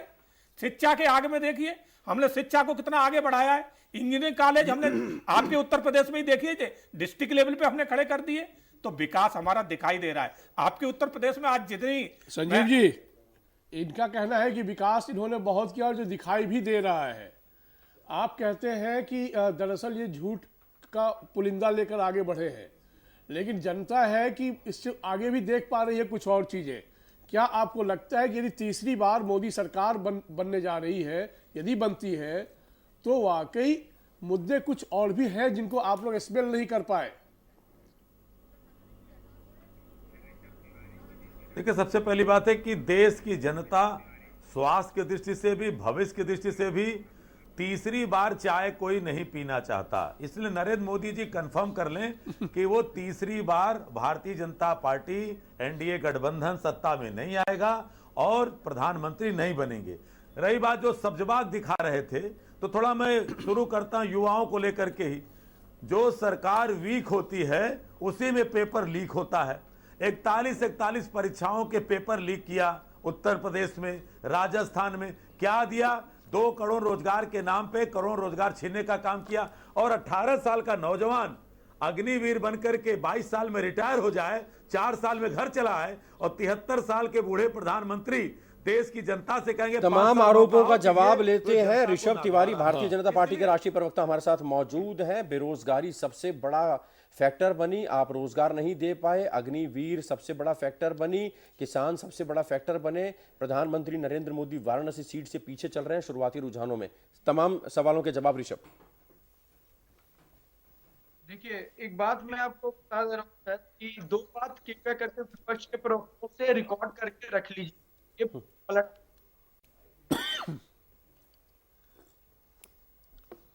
नहीं सिंह साहब, ये सवाल आपसे। देखिए भूपेश जी, शुरुआती रुझान में आगे पीछे थोड़ा हो सकता है कि कुछ क्षेत्र के वोटों को फर्क पड़ता है। बाकी प्रधानमंत्री मोदी जी बहुत आगे बम्पर जीत उनकी हासिल करेंगे और देश में भारतीय जनता पार्टी की ही सरकार बनेगी, क्योंकि जो हमने कार्य किए वो छुपे नहीं है, वो धरातल पे दिखाई दे रहे हैं। अभी हमारे कांग्रेस के मित्र कह रहे थे कि तीसरी बात चाहिए। अरे जनाब, आज न तो आपके पास कोई नीति है, ना नेता बचा है, नेता छोड़ के जा चुके हैं। गरीबी की नारा दे के पूरा कांग्रेस पार्टी जो है ना थक गई, मगर गरीब नहीं हटा सके। तो अब बार बार देश पप्पू नहीं बनना चाहता है, बहुत बार पप्पू बन गया देश, पप्पू अब नहीं बना पाओगे आप। क्या बात है। संजीव जी, इसका बेहतर जवाब तो आप ही देंगे। अब जिस आदमी ने फेंकने की रफ्तार जो है ब्रेटली को भी पीछे छोड़ दिया, तो उससे देश थक चुका है कि अब फेंकू को कोई बर्दाश्त नहीं कर पा रहा है। अगर ये भाषा शैली आप प्रयोग करेंगे तो मुझे बहुत दुख के साथ कहना पड़ रहा है। प्रधानमंत्री के लिए आप चाय वाला और ये इस तरह की बातें करोगे तो मैं पप्पू को पप्पू नहीं कहूंगा, तो कोई आपको फैसला कहूंगा। खुद ही कहा, आप बताओ ना कि क्या देश पप्पू नहीं मानता है? क्या देश पप्पू नहीं मानता है? आपकी पार्टी के लोग कहते हैं कि पप्पू है, पूरे देश पप्पू वाली उनकी भाषा पढ़ाया जाता है। अरे इंटायर पॉलिटिकल साइंस किस विश्वविद्यालय में पढ़ाया जाता है? फेंकने की सीमा कहते हो आप। गर्ग साहब, लोगों ने एक बार फिर से इंडिया गठबंधन पर भी भरोसा जताया। शुरुआती रुझानों में ये समझ में आ रहा है, जिस तरीके से भारतीय जनता पार्टी दावा कर रही थी, जेपी नड्डा दावा कर रहे थे, प्रधानमंत्री दावा कर रहे थे क्लीन मेजॉरिटी मिलेगी और एक तरफा चुनाव हो जाएगा, वैसा नहीं दिख रहा। नहीं, क्लीन मेजॉरिटी तो मुझे लगता है मिल जाएगी एनडीए को, लेकिन जिस तरह वो 400 पार की बात कर रहे थे, मैं पहले भी कह रहा था ये एक लक्ष्य जरूर दिया गया है, लेकिन ये लक्ष्य दिया इसलिए गया है ताकि कार्यकर्ताओं में हौसला रखे। दूसरी बात ये है जो मैंने अभी कहा, इंडी गठबंधन अगर सही से बन गया होता, अगर जैसे उत्तर प्रदेश में स्वामी प्रसाद मौर्य छोड़ के न जाते, ओम प्रकाश राजभर छोड़ के न जाते, जयंत चौधरी छोड़ के न जाते, बीएसपी भी इस बार अगर इनके साथ शामिल होती तो फिर और ज्यादा कठिन परिस्थितियां आती। वेस्ट बंगाल में ममता नहीं आई, बिहार में जेडी ने। यानी मेरा कहने का मतलब यह है कि इंडी गठबंधन जो बनते बनते रह गया, अगर सचमुच बन गया होता तो परिस्थितियां जो आज आप स्क्रीन पे देख रहे हो इससे भी डिफरेंट हो सकती थी। दूसरी बात, अभी हरियाणा की कोई बात चर्चा चल रही थी, हरियाणा में निश्चित रूप से भारतीय जनता पार्टी को नुकसान होने जा रहा है। 4 से 5 सीटें बीजेपी खो देगी। किसान का इंपैक्ट पड़ेगा, किसान का इंपैक्ट है। तो चलते हैं न्यूज रूम से, अपडेट करते हैं अपने साथियों से। पूजा, जरा बताइए क्या सूरत हाल है? बिल्कुल, देखिए यहाँ पर संजय जी साफ तौर से कह दूं कि रुझान जो है उसमें लगातार बदलाव आ रहे हैं। चाहे हम उत्तर भारत का जिक्र कर लें, पूर्वी भारत का जिक्र कर लें, दक्षिण का जिक्र कर लें, जो रुझान है वो लगातार बढ़ रहे हैं। लेकिन अगर हम अपने ग्राफिक के जरिए दर्शकों को एक अपडेट दे दें कि देखिए एनडीए इस वक्त 295 सीटों में रुझानों में आगे चल रहा है, वहीं इंडिया गठबंधन भी 211 सीटों पर फिलहाल रुझानों में आगे चल रहा है। यानी बहुत ही दिलचस्प जो है ये आपसी टक्कर देखी जा रही है, क्योंकि एक तरफ भारतीय जनता पार्टी जिस तरह से 400 पार का नारा देती है, वहीं राहुल गांधी ने जिस तरह से कहा है कि आपने सिद्धू मूसेवाला का गाना सुना है 295, तो वो टक्कर मुझे लगता है कहीं ना कहीं अब होती हुई नजर आ रही है। उत्तर भारत का हम सबसे पहले एक यहाँ पे अपडेट ले लेते हैं, क्योंकि वाराणसी बहुत चर्चित सीट है, पीएम नरेंद्र मोदी की ये सीट। क्या अपडेट वहां से फिलहाल आ पा रहा है? बिल्कुल, वाराणसी सीट को लेकर जो अपडेट आ रहा है फिलहाल तो ये चौंकाने वाली बात है, क्योंकि अजय राय जो हैं वो आगे चल रहे हैं। ये चौंकाने वाली बात है क्योंकि लगातार 3 बार 2014 में भी 2019 में भी अजय राय काफ़ी भारी मतों से हारे थे, लेकिन प्रधानमंत्री नरेंद्र मोदी की साख यहाँ पर वाराणसी में है। उनका नामांकन भी हम सबको याद है, किस तरह से पूरी फौज उनकी कैबिनेट के यहाँ पहुँची थी, कई सारे बीजेपी शासित राज्यों के मुख्यमंत्री यहाँ पहुँचे थे। लेकिन वाराणसी सीट पर अजय राय का आगे बढ़ना ये अपने आप में बहुत बड़ा चौंकाने वाला आंकड़ा है। लेकिन इसी के साथ अगर कानपुर सीट की अगर बात की जाए तो कानपुर सीट पर रमेश अवस्थी पत्रकार भी हैं और ये पहली बार यहाँ चुनावी मैदान में थे, और यहाँ पर जानकारी मिल रही है कि 4418 जो मत हैं इनसे आगे चल रहे हैं। और साथ साथ सुल्तानपुर सीट से अगर बात की जाए तो मेनका गांधी जो हैं, जो कि हमेशा से ही पीलीभीत से लड़ती रही हैं, 2014 में वहाँ पे रही हैं, सांसद रही थी, लेकिन 2019 में यहाँ सुल्तानपुर सीट से रही थी। लेकिन इस बार जानकारी मिल रही है कि राम बुहाल जो है वो 700 मतों से आगे चल रहे हैं। इसके साथ साथ दिल्ली की अगर सीटों की बात की जाए तो दिल्ली की नॉर्थ ईस्ट सीट सबसे ज़्यादा चर्चा में रही थी, और नॉर्थ ईस्ट सीट पर इस बार मनोज तिवारी के साथ कन्हैया कुमार, क्योंकि अगर पूछा बात की जाए नॉर्थ ईस्ट सीट की अगर बात की जाए तो यहाँ पर जो विधानसभाएं आती हैं उनमें आम आदमी पार्टी का कब्जा है, और कन्हैया कुमार जो कि कांग्रेस के प्रत्याशी थे, और इनके लिए हमने देखा कि आम आदमी पार्टी के ही जो नेता थे प्रचार प्रसार करने के लिए उतरे भी थे। लेकिन जब नॉर्थ ईस्ट सीट की बात होती है तो यहाँ पे बहुत टफ कंपटीशन नजर आ रहा है, क्योंकि कभी मनोज तिवारी आगे दिखते हैं, कभी कन्हैया कुमार नजर आते हैं। लेकिन जो ये दक्षिण दिल्ली की बात करते हैं तो यहाँ पर क्योंकि रमेश बिदूड़ी का टिकट काट के राम बिदूड़ी को यहाँ टिकट दिया गया था, अब जानकारी ये मिल रही है कि जो रमेश बिदूड़ी हैं वो पीछे चल रहे हैं, क्योंकि यहाँ पर सही राम पहलवान जो हैं आम आदमी पार्टी के प्रत्याशी हैं वो आगे चल रहे हैं। और इसी के साथ ही जयप्रकाश जो हैं वो चांदनी चौक सीट से, क्योंकि यहाँ पर आपको याद होगा क्योंकि यहाँ पर डॉक्टर हर्षवर्धन की टिकट को काट करके यहाँ पर जो प्रत्याशी बनाए गए थे भारतीय जनता पार्टी की तरफ से। तो ये फिलहाल अपडेट। हाँ ठीक है पूजा, उत्तर प्रदेश को लेकर क्योंकि सबसे बर्निंग स्टेट है, 3-4 जो रुझान हैं वो काफ़ी चौंकाने वाले हैं। एक तो नगीना सुरक्षित, जहां पर निर्दलीय उम्मीदवार चंद्रशेखर रावण वो 8000 वोट से बीजेपी कैंडिडेट से लीड लिए हुए हैं। इसके अलावा किशोरी लाल शर्मा वो अमेठी से, वो स्मृति ईरानी से लीड लिए हुए हैं, और बनारस का तो जिसे अभी कंचन ने खरीद दिया तो लेकिन, और इसके अमेठी से कितना लीड पर है केएल शर्मा? अमेठी से कितना लीड? लगभग 5000 वोट से। मैं आपको बताऊं कि जो सबसे बड़ी बात यह है कि 42 सीटों पर जो है इंडी गठबंधन के जो कैंडिडेट हैं वो आगे हैं, और इससे भी बड़ी चौंकाने वाली बात है जो मुकाबला फिलहाल चल रहा है वो 1.5 से 2000 वोट का है। कहीं भी सिर्फ अगर गौतम बुद्ध नगर की सीट माने तो वहाँ 10,000 वोट से ज्यादा का फासला हुआ है। कैसरगंज सीट जो कि एक कंट्रोवर्शियल सीट कहीं ना कहीं हो गई थी। एक क्विक रिएक्शन बीजेपी से लेना जरूरी है, जैसे रुक जाइए 1 मिनट के लिए, आप बने रहिए हमारे साथ। ऋषभ तिवारी, 42 सीटों पर उत्तर प्रदेश में इंडिया गठबंधन आगे चल रहा है, क्या मिजाज है आपके?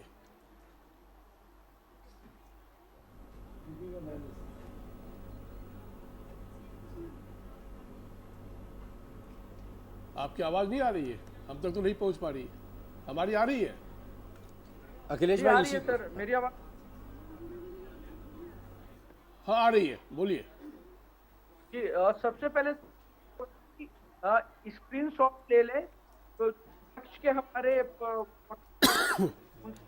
आप रिकॉर्ड करा के, हम अभी तक सही है ना, रिजल्ट बाद में पलटेगा तो नहीं रहेंगे, और अभी बहुमत में हम आगे हैं, इस गलत फहमी में ना रहे।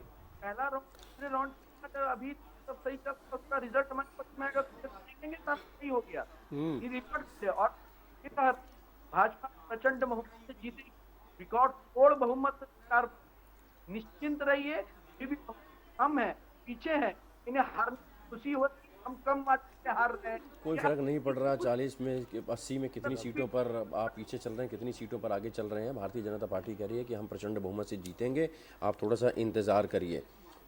अखिलेश भाई जी, हमें लगता है कि अब ये बयान भी देखें आप कि कोई आगे चले कोई पीछे चले, तो आप बाद में मशीनों को मत कोसना, बाद में तो हम ही जीतेंगे। इन बयानों में भी किसी चीज की स्मेल है कि बाद में तो हम ही जीतेंगे, आप आ गए और अभी स्क्रीनशॉट लेके रख लो, बाद में मत कह देना कुछ है। हम तो सिर्फ इतना कहते हैं कि जनता ने अगर मुद्दों के आधार पर वोट किया होगा तो उत्तर प्रदेश में बीजेपी 20 सीटों से ज्यादा नहीं जीतेगी। मुद्दे पर ही तो बात हो रही है यार, तभी तो आप तो मैं आज जो है 211 पर आप आगे चल पड़े हैं, तो मुद्दे की वजह से ही चल पड़े हैं। अगर इस देश की 298 पर सरकार यदि बनने जा रही है एनडीए की, तो ये भी मुद्दों के आधार पर ही बन रही है। यही आपको ये भी स्वीकारना पड़ेगा। ये अभी भी नतीजे ईवीएम के हैं और बाद के नतीजे, तब लोकतंत्र को खतरे में मत डालिएगा। नहीं, मैं अपने बयान से एक भी दाएं बाएं नहीं करता, एकदम मत कीजिएगा। मैं आज भी आपसे ये कहता हूं कि जैसे अभी गर्ग साहब से हमने बातचीत की थी कि पूरा हरियाणा आंदोलन पे था, लेकिन सीटें हम 10 जीतेंगे, तो फिर इसका आधार क्या है? नहीं, मैंने तो कहा हरियाणा में कम से कम 4 से 5 सीट। और गर्ग साहब तो आप ही की बात में हमें मिला गर्ग साहब हमारे साथ कौन होता, आपको सीटों के नाम कैसे होता, फिर क्या हो जाता, उसको छोड़ देते हैं। नहीं छोड़, जो आज की परिस्थिति है, मैं दोबारा कह रहा हूं, मैं दोबारा कहता हूं, एनडीए सरकार बनाने जा रही है। आप कुछ भी कर लीजिए, एनडीए सरकार बनाने जा रही है। एनडीए 400 पार करेगी, वो तो 400 पार तो मैंने कभी नहीं कहा। मैंने कहा कि 400 पार का जो नारा दिया गया वो कार्यकर्ताओं के लिए। 400 पार सुन रहे हैं, आज भी बोल देते हैं। वो भाजपा के लोग कह रहे हैं, मैं नहीं कह रहा, लेकिन मैं अभी भी कह रहा हूँ 400 पार का नारा दिया है तो हम 400 पार करेंगे। और सबसे बड़ी बात है, एनडीए सरकार बनाने जा रही है। अखिलेश जी तो बार बार कह रहे हैं कि उत्तर प्रदेश में हम 80 की 80 सीटें जीत रहे, तो अखिलेश जी ये बात किस बात पे कह रहे हैं? उन्हें कहां से ये चीजें मिल रही हैं कि वो 80 की 80 जीत रहे? उत्तर प्रदेश में सिंह साहब, आप दावा कर रहे हैं कि हम सरकार बना रहे हैं, हम बहुत बहुमत के साथ सरकार बना रहे हैं, लेकिन हालात जो बता रहे हैं, पश्चिम बंगाल की बात कर लीजिए या उत्तर प्रदेश की बात कर लीजिए या दिल्ली की बात कर लीजिए या और जगह की बात कर लीजिए, रुझानों में तस्वीर कहीं ना कहीं कांटे की टक्कर बहुत सारी सीट्स पर दिखाई दे रही है और कहीं पे इंडिया गठबंधन आगे बढ़ता दिखाई दे रहा है। आप देखिए भूपेश जी, ये जो रुझान चल रहे हैं ये थोड़ी देर तक और चलेंगे। इसमें एक चीज और ऐड ऑन करता हूं, भारतीय जनता पार्टी लगातार दावा कर रही थी वाराणसी में 5 से 8 लाख वोटों से प्रधानमंत्री जीतेंगे। शुरुआती रुझानों में पीएम पीछे चल रहे हैं 10 बजे। अब भूपेश जी, मैं आपको एक चीज और बताना चाहूंगा। मैंने पहले भी ये बात 2 घंटे करीब हो गए, मैं पहले भी ये बात कही कि कुछ क्षेत्र की जो वोटिंग मशीनें जब खुलती है ना, तो वहां से वोट एक तरफा जाता है और उसकी काउंटिंग होगी तो बिल्कुल आगे चलेंगे। आप दूसरी तरफ आने दीजिए ना।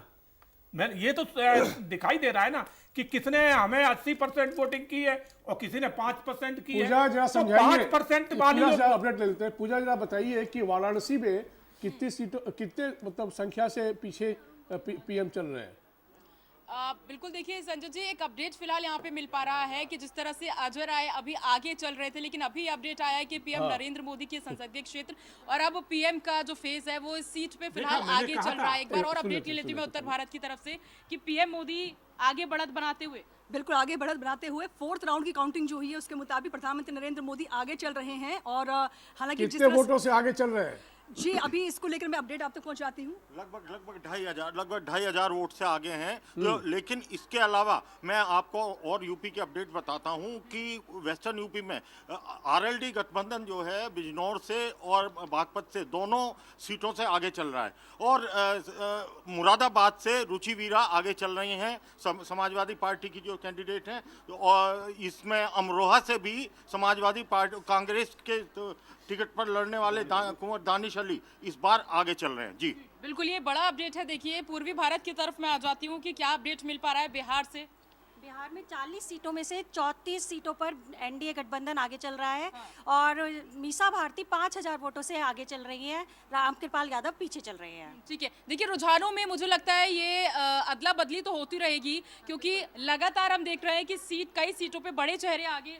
बिल्कुल, बड़े चेहरों की बात करें तो पश्चिम बंगाल में 2 क्रिकेटर्स मैदान में हैं। यूसुफ पठान की बात करें तो वो पीछे चल रहे हैं। यहाँ पर अगर कीर्ति आज़ाद की बात करें तो वो फिलहाल आगे चल रहे हैं। और डायमंड हार्बर सीट की हमने पहले भी बात की तो अभिषेक बनर्जी जो हैं वो लगातार अपनी बढ़त बनाए हुए हैं। बिल्कुल ठीक है। मेरठ के बारे में जानकारी दीजिए जरा सा, अरुण गोविल की क्या स्थिति है वहाँ पर? बिल्कुल, देखिए अरुण गोविल थोड़ी देर पहले तक, जब तक 2 राउंड हुए हैं, संजय जी अपडेट मैं दे देती हूँ कि वो पीछे चल रहे थे, लेकिन अभी फिलहाल अपडेट जो आया, मैं ब्रजेश जी से एक बार जान लेती हूँ, बखूबी बताएंगे। पूजा, बीच में अरुण गोविल आगे हुए थे, लेकिन जो चौथे राउंड की वो गिनती हुई है, उसमें फिर Arun Govil neck to neck fight चल रही है। सुनीता वर्मा फिर 3000 वोटों से आगे हो गई। बड़ा दिलचस्प हो रहा है जी हाँ, मेरठ में बहुत दिलचस्प मुकाबला है। सबसे बड़ी बात यह है, चंद्रशेखर रावण नगीना से आगे चल रहे हैं, मेरठ से राम आगे पीछे की दौड़ में। हाँ बिल्कुल, तो ये जो दौड़ है देखिए वो आगे पीछे की होती जा रही है। हाँ, गोरखपुर सीट को लेकर अपडेट दे दूं, गोरखपुर सीट पर इस समय रवि किशन जो है आगे चल रहे हैं और वहीं पर काजल निशान जो है वो पीछे चल रही हैं। अगर रवि किशन की अगर बात की जाए तो यहाँ पर 14,650 मतों से वो आगे चल रहे हैं गोरखपुर सीट पर। और देखिए ये अभिनेता वर्सेस अभिनेत्री की लड़ाई थी, क्योंकि रवि किशन और काजल निषाद जो कि दोनों ही भोजपुरी एक्टर एक्ट्रेसेस हैं।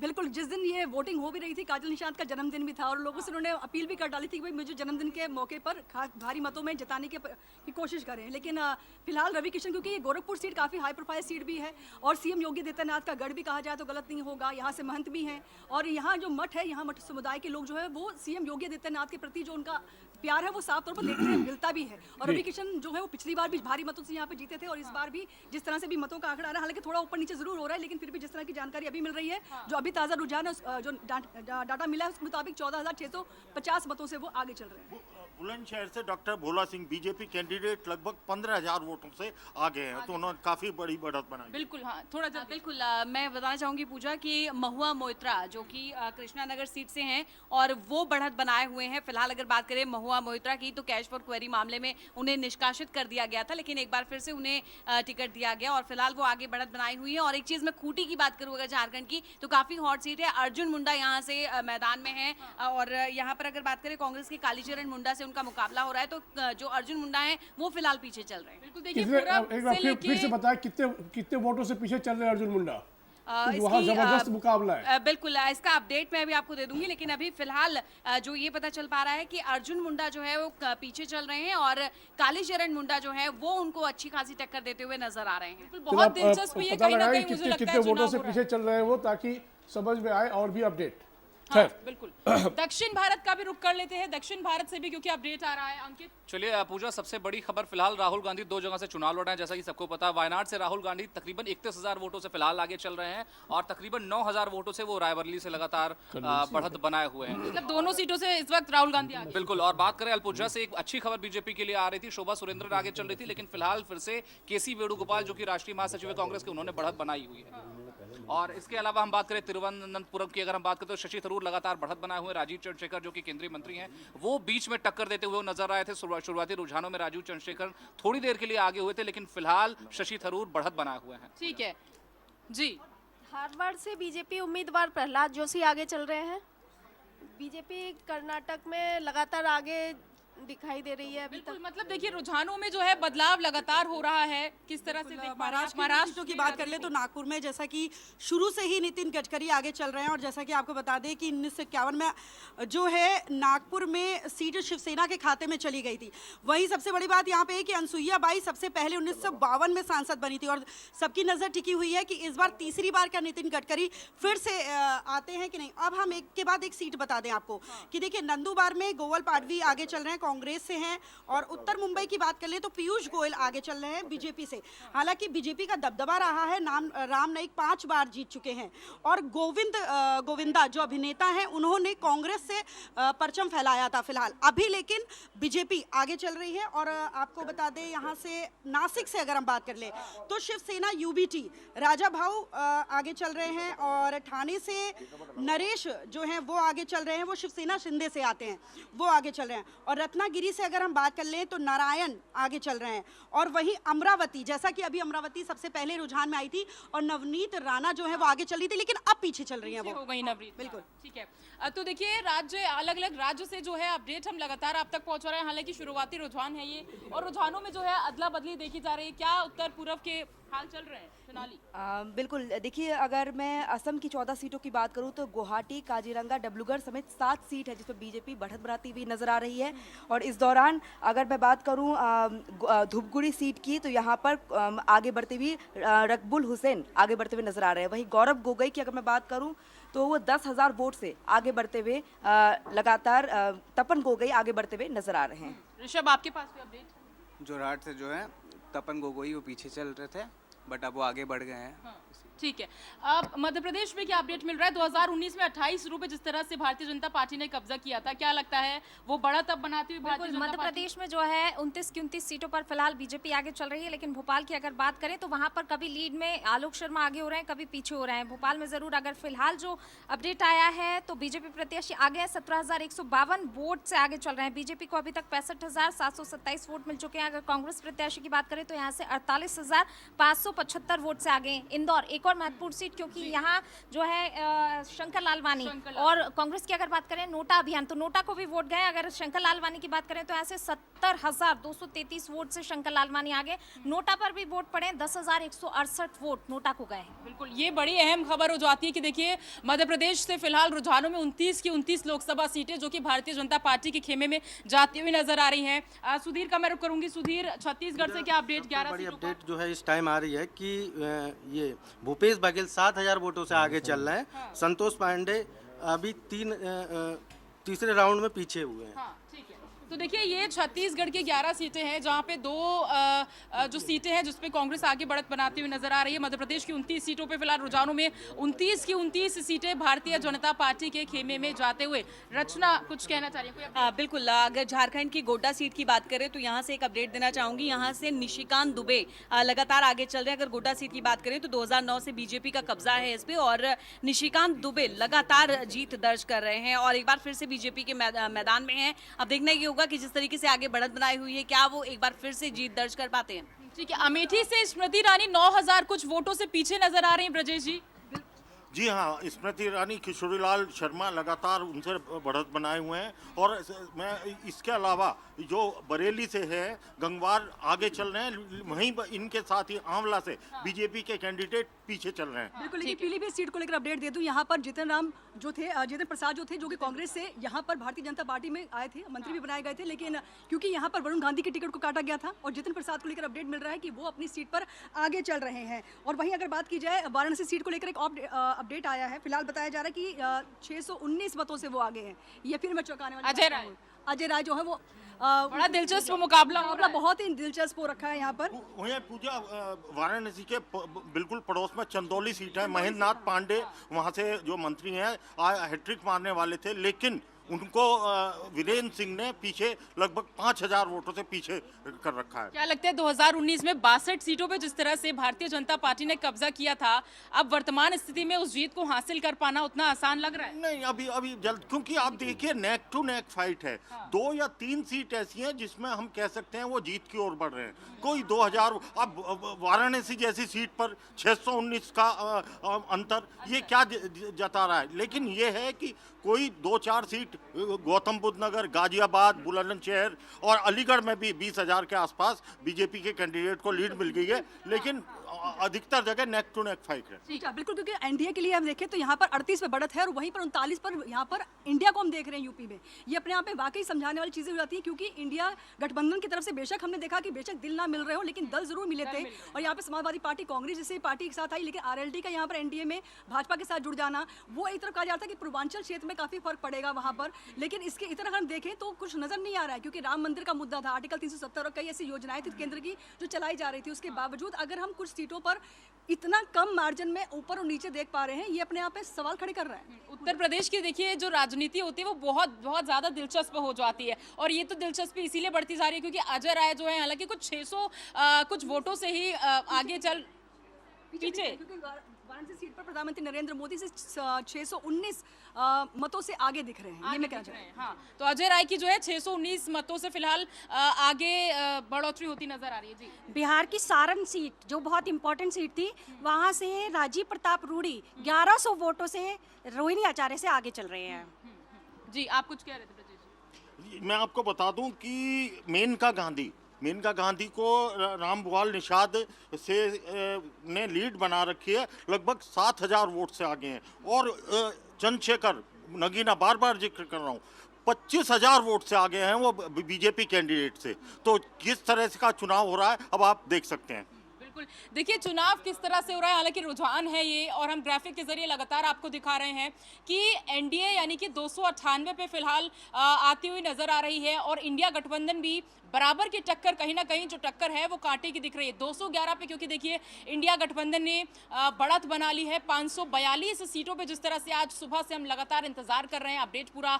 अदर सीट की अगर जिक्र कर लिया जाए तो 23 ऐसी सीट्स हैं अदर की जिन पे फिलहाल रुझान में आगे बढ़त मिलती हुई नजर आ रही है, लेकिन जो टक्कर है वो कांटे की टक्कर नजर आ रही है। जी अंकित, एक अपडेट है, हैदराबाद में ओवैसी काफी देर से आगे चल रहे थे, लगातार ओवैसी आप बढ़त बनाए हुए थे, लेकिन फिलहाल माधवी लता ने उन्हें पीछे छोड़ दिया। इसके अलावा तमिलनाडु से एक अपडेट है, नीलगिरी सीट से ए राजा उम्मीदवार हैं जो लगातार अब बढ़त में हैं, लगातार ए राजा आगे चल रहे हैं। एल मुरुगन जो कि बीजेपी के कैंडिडेट हैं, उनको ए राजा ने फिलहाल पीछे किया हुआ है। हाँ बिल्कुल, तो देखिए ये दक्षिण भारत, क्योंकि दक्षिण भारत की जो तमाम सीटें 131 सीटें, जहां पे भारतीय जनता पार्टी को मुझे लगता है अंकित कब्जा करना बहुत ज्यादा टफ फाइट कहीं ना कहीं दक्षिण भारत में हमेशा से रही है, और 400 पार का नारा जिस तरह से भारतीय जनता पार्टी कर रही है, आपको लगता है क्योंकि रुझानों में अभी शुरुआती रुझान है, अदला बदली हो रही है, लेकिन साउथ थोड़ा टफ है बीजेपी के लिए? बिल्कुल पूजा, देखा जाए तो साउथ बीजेपी के लिए हमेशा से टफ रहा है। अगर हम 2019 की बात कर ले तो टोटल 30 सीटों पर बीजेपी ने जीत हासिल की थी, जिसमें से 25 सीटें अकेले कर्नाटक से आई थी।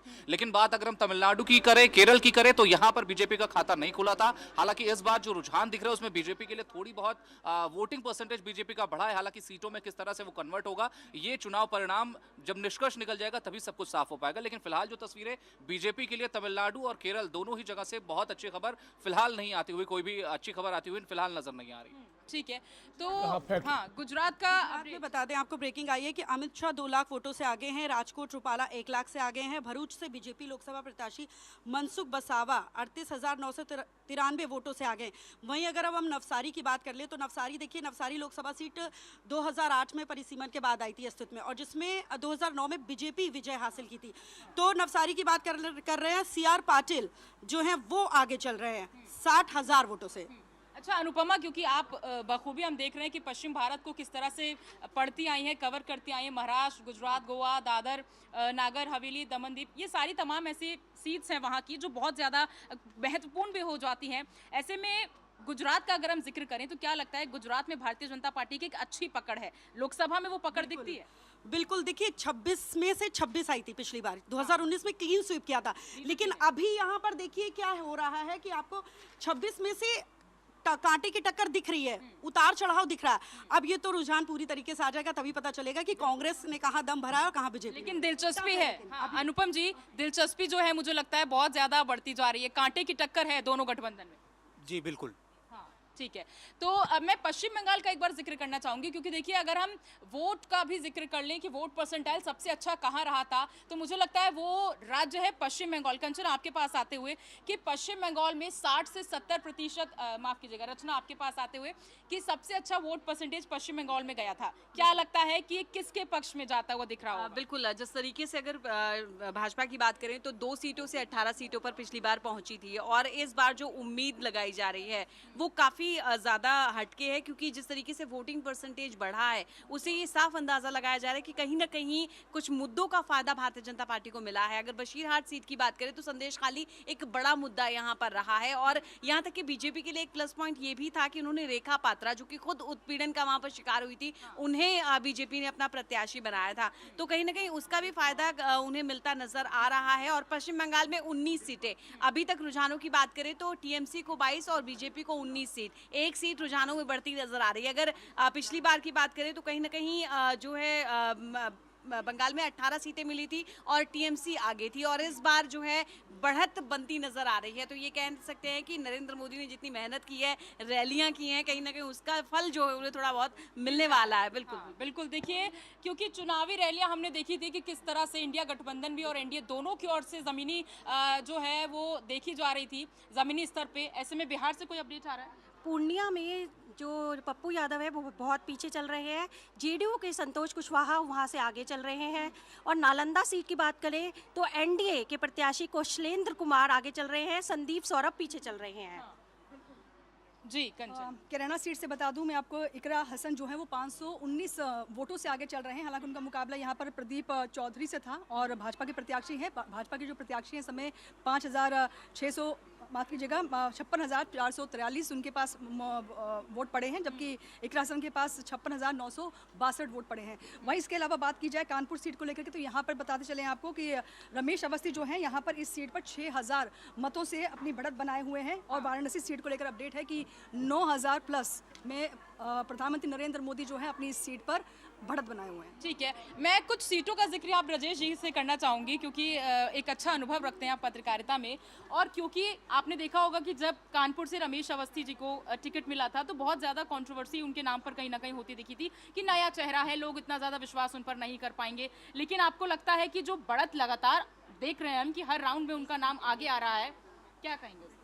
देखिए, कानपुर सीट जो है, इस सबसे पहली सीट बात यह है कि पूरी तरह शहरी सीट है और इसके अलावा परंपरागत सीट रही है बीजेपी की। इससे पहले जो कैंडिडेट थे हमारे, माफ़ कीजिएगा, सत्यदेव पचौरी जी, वो एज की वजह से चुनाव से हट गए। रमेश जी को वहाँ से स्थान दिया, वहाँ पे मौका दिया गया। और आलोक मिश्रा जो कैंडिडेट हैं कांग्रेस के, वो काफ़ी मजबूत, वो भी लड़ रहे हैं। नेक टू नेक फाइट है। और जिस तरीके से पहले राउंड से रमेश जी ने लीड, हामिद हुसैन साहब कांग्रेस के प्रवक्ता, आपका बहुत स्वागत है। अफजल भाई, सबसे पहले आपके पास आऊँगा। कुछ दिन पहले आपके साथ चर्चा हो रही थी बड़ी बहस में, समझना चाहेंगे, आपने कहा था कि इंडिया गठबंधन सरकार बनाने के करीब जाएगा, इंडिया गठबंधन सरकार बनाएगा, और जिस तरीके से एक तरफा बातें हो रही थी एनडीए की तरफ से, बीजेपी की तरफ से, वो कम से कम रुझानों में नहीं दिखाई दे रही। सर, अभी 2 घंटे की जो अभी काउंटिंग हुई है उसके हिसाब से हम बहुत अच्छा चल रहे हैं। और आप देखेंगे जैसे जैसे समय गुजरेगा वैसे वैसे इंडिया गठबंधन जो 295 का टारगेट है उसको हम क्रॉस करेंगे और इंडिया गठबंधन की सरकार 298 पे एनडीए है। अरे ये तो अभी है ना, इसमें अप डाउन होगा, कोई ये तो जीत तो नहीं है। आप अगर आप कह रहे हो ये जीत रहे तो बंद करा दो काउंटिंग, डिक्लेयर कर दो आप। अब गुस्से मत, नहीं, आप अगर ऐसा कह रहे हो तो बंद करा दो काउंटिंग, आप जीत गए।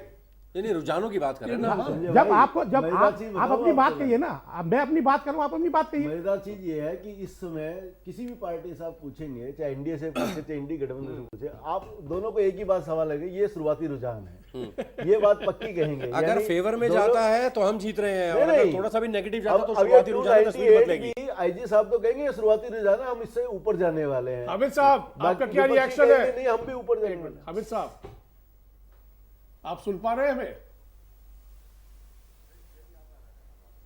सरफरोशी की तमन्ना आज हमारे दिल में है, देखना जोर बाजुए कातिल कितना बाजुए कातिल में है। कहने का मतलब सीबीआई इवन इलेक्शन कमीशन को इन्फ्लुएंस करना, गवर्नमेंट को इन्फ्लुएंस करना, सारे संवैधानिक संगठन को आप अपने हाथ में लेने की कोशिश करना, और तमाम हथकड़े मसलाने के बाद भी जो रिजल्ट जो रुझान आ रहा है तो एनकरेजिंग है।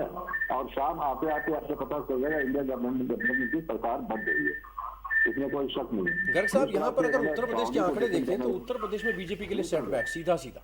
बिल्कुल, ये मैं इसलिए मैं बार बार कह रहा हूँ कि जिस तरह से इंडी गठबंधन बनना चाहिए था और बना नहीं, उसके बावजूद अगर एसपी और कांग्रेस मिलकर अच्छी टक्कर दे रहे हैं, तो अगर ये सच में बन गया होता तो ये अलग तरह की इक्वेशंस इकट्ठी होती। मुझे लगता है कि भारतीय जनता पार्टी जरूर ये है कि वहाँ पे सरकार बना लेगी, लेकिन उनको सोचने का तो लगेगा कि एसपी और कांग्रेस ने अगर इतनी सीटें ली हैं तो जनता का रुझान क्या है, इसमें तो कोई दो राय नहीं है। और मुझे लगता है इस पर सोचना भी चाहिए, और आगे क्या इसको फिर बदलाव कर सकती है, एनडीए गठबंधन को सोचना पड़ेगा इस बार। प्रतिभा जी, क्या आपको लगता है कि जो प्रदर्शन आप बीजेपी का प्लस एनडीए का चल रहा है वो उम्मीद के मुताबिक है, या कहीं न कहीं थोड़ी निराशा भी हाथ लग रही है? नहीं, हमें कोई निराशा नहीं है। आप देखिए अभी जो आप रुझान दिखा रहे हैं, हम 34 प्लस 34 सीटों पर हम आगे चल रहे हैं, और वैसे भी पीछे है ना, रुझान है उसी में हम 34 सीटों पर अधिक चल रहे हैं, आगे चल रहे हैं। और भाई देखिए रिजल्ट आते आते हम 40 सीट पर जीतेंगे। हमें कहीं कोई चिंता नहीं है। अगर हमने जनता के साथ वादा खिलाफी की होती अगर हमारी सरकार जनता को लॉलीपॉप दिखाई होती, काम नहीं की होती, तो हमें चिंता होती। हमने जनता के लिए काम किया है तो हमें क्यों चिंता करना है भाई?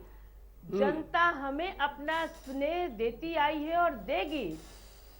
अखिलेश भाई, जनता के लिए काम किया है, जनता के लिए काम किया, विकास किया, उसी का ही फायदा मिल रहा है। ये टैली बदलेगी। अभी भी जेडीयू बीजेपी गठबंधन जो है वो सीधे सीधे अभी भी पूरी तरह से आश्वस्त।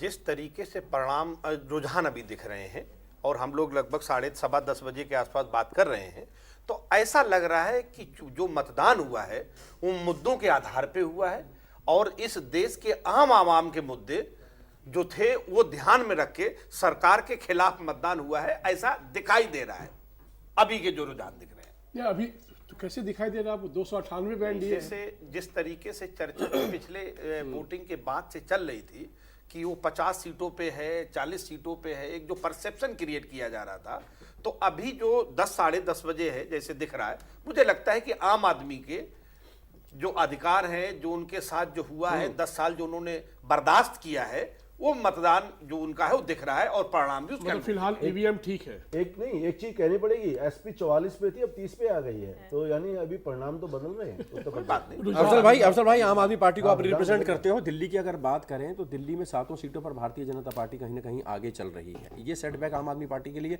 क्योंकि दावे बड़े बड़े किए गए थे कि एंटी इनकम्बेंसी फैक्टर है, सांसदों ने कोई काम नहीं किया, चेहरे बदल दिए गए, पुराने सांसदों को लेकर आते तो हार जाते। सर जैसे अभी ये भाई साहब भी कह रहे हैं कि अभी नीचे ऊपर हो रहे हैं, तो अभी तो बहुत टाइम है। अब ये हम जब तक नहीं कह सकते, जब तक 12-1 बजे के बाद में जो लीड के आधार पर अगर हम देखेंगे, जब बात करेंगे। अभी तो रुझान अभी नीचे ऊपर हो सकते हैं। अभी पहले हम आगे चल रहे थे, अभी बीजेपी आगे चल रही है। दिल्ली में क्या लगता है आपको? दिल्ली में क्या लगता है? दिल्ली में हम 7-0 से जीत रहे हैं। हाँ जी, 7-0 से। पंजाब में हम तकरीबन 8 से 9 सीटें जीतेंगे। आधार पूछ लेते हैं। आधार तो खैर होगा इनका अपना, तो पंजाब में कांग्रेस और आम आदमी पार्टी मिलकर कितनी जीतेंगी? एंटी इनकम्बेंसी पंजाब में राज्य सरकार के खिलाफ मामला था, माहौल बहुत गर्म था, तो अभी 8-9 सीट आप जीत रहे हैं। सर हम और आप सिर्फ यहाँ बैठ के बात करते हैं कि माहौल हमारी पार्टी के खिलाफ है या उसके, हम आप नहीं कहते, आप ही लोग कहते हैं। हाँ जो भी है, मगर जो हमने काम किया, एजुकेशन पे काम किया है, हमने मोहल्ला क्लिनिक बनाई लोगों के लिए, हमने वहाँ पे बहुत सारा 1 साल के अंदर इतना काम किया है, लोगों को रोजगार दिया है, लोगों को नौकरियां दी हैं। वो क्या हमारा काम नहीं है वहाँ पर? दिल्ली में क्या आधार है आपका? दिल्ली में भी हमारा सेम आधार है, बिजली है, पानी है, शिक्षा है, हेल्थ है, जिस पे हमने काम किया है।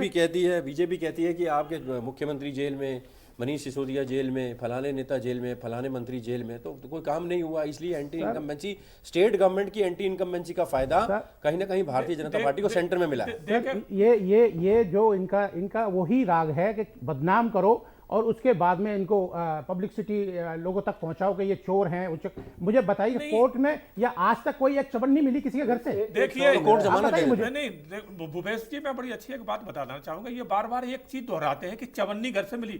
क्या चोर चोरी करके पैसा घर में रखेगा अपने? अरे क्या जहां लगाना था लगा दिया, पैसा खर्च कर लिया, बांट दिया। अरे तो उसकी चैन क्यों नहीं मिल रही, बताइए ना। फिर वही तो मैं जानना चाहता हूं कि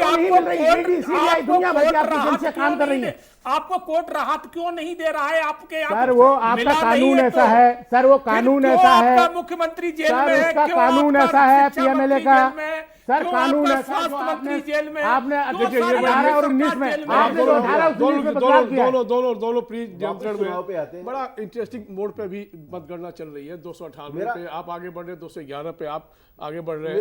खुश रहिए ना आप। मेरा सवाल, मैं खेमचंद शर्मा जी आपका बहुत स्वागत है, आप राष्ट्रीय प्रवक्ता है बीजेपी के। खेमचंद जी हमारी आवाज पहुंच रही है आप तक? हाँ जी, आवाज आ रही है आपको? हाँ बिल्कुल सर, ये बताइए। जी बिल्कुल आ रही है सर। पहले ये बताइए रुझान को लेकर क्या आपकी प्रतिक्रिया है, और दूसरा हमारे आपके इंडिया गठबंधन के जो साथी गण हैं उनका कहना है कि दिल्ली में 7-0 से वो जीतेंगे, पंजाब में कम से कम 8 या 9 सीट आम आदमी पार्टी को आएगी, और उत्तर प्रदेश में 50-50 का मामला है, बिहार में भी आप लूज करने जा रहे हैं, क्या कहेंगे? देखिए दिल्ली में इनका सुपड़ा साफ होने वाला है। दिल्ली में कोई काम नहीं हुआ है। केजरीवाल जी अभी भी सीएम बने हुए हैं और उनके पास कोई राइट नहीं है, कोई जनता ने चुना है तो सीएम वो बनेंगे ना भाई। नहीं हो रहा है, कोई काम नहीं हो रहा है, दिल्ली प्यासी है, आधी से ज्यादा दिल्ली आज खरीद के पानी पी रही है, 2 दिन में 3 दिन में 4 दिन में पानी आता है। डीटीसी जो आईसीयू में है, आधी से ज्यादा डीटीसी की बस रोड पे खड़ी होती है क्योंकि वो अपना जीवन काल जी चुकी हैं। किस आधार पर ये कहते हैं कि जीत जाएंगे? नई किताब कॉपी मिली है और जो ग्रीनरी होती थी, ग्रीनरी पूरी तरीके से खत्म हो गई है, हर जगह बुरा हाल है, हाहाकार है। और मैं आपको बता दूं, वही आदरणीय प्राइम मिनिस्टर मोदी जी के जो काम है वो दिल्ली में जन जन तक पहुंचे हैं और सिर्फ मोदी जी के काम ही दिल्ली में दिखाई देते हैं, चाहे वो मेट्रो का अफजल खान, 7 सीटें जीतने का आप दावा कर रहे थे, 7 सीटें जीतने का बीजेपी दावा कर रही है और आधार भी बता रही है, क्या कहेंगे? सर, अब इन्होंने बहुत अच्छे काम किए, इन्होंने बहुत सारे काम किए हैं। मोदी जी 7,500 वोटों से पीछे चल रहे बनारस के अंदर, तो मुबारक हो इनको ये चीज।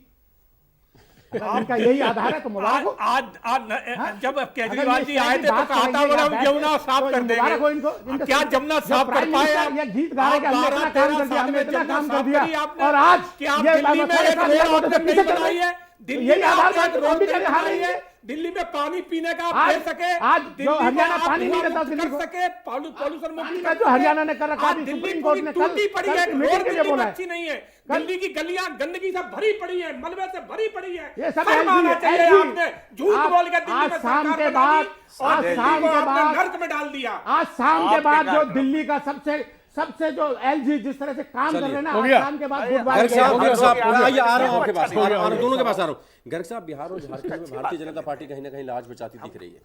नहीं, मैंने कहा बिहार में तो कुछ ना कुछ लूज ही करेगी, लेकिन झारखंड में उससे भी बेटर कर रही है, इसमें कोई शक नहीं है। देखिए, जहां भारतीय जनता पार्टी पहले ही पीक पे थी, वहां पे उसके पास गंवाने के लिए बचाने झारखंड में तो पीक पे ही थी, 14-12 पहले पिछले बार थी। नहीं, झारखंड में भी अभी उससे ऊपर तो नहीं जा सकती ना, उससे नीचे झारखंड में अपनी इज्जत बचा रही है। लेकिन मैं मानता हूँ 4 से 5 सीटें बिहार में लूज करेगी। 39 सीटें नहीं आने वाली हैं जेडीयू और बीजेपी की, 4 से 5 सीटें जाएंगी कांग्रेस और आरजेडी के पास, मेरा ये ऐसा मानना है। पूजा, झारखंड को लेकर कुछ अपडेट है आपके पास?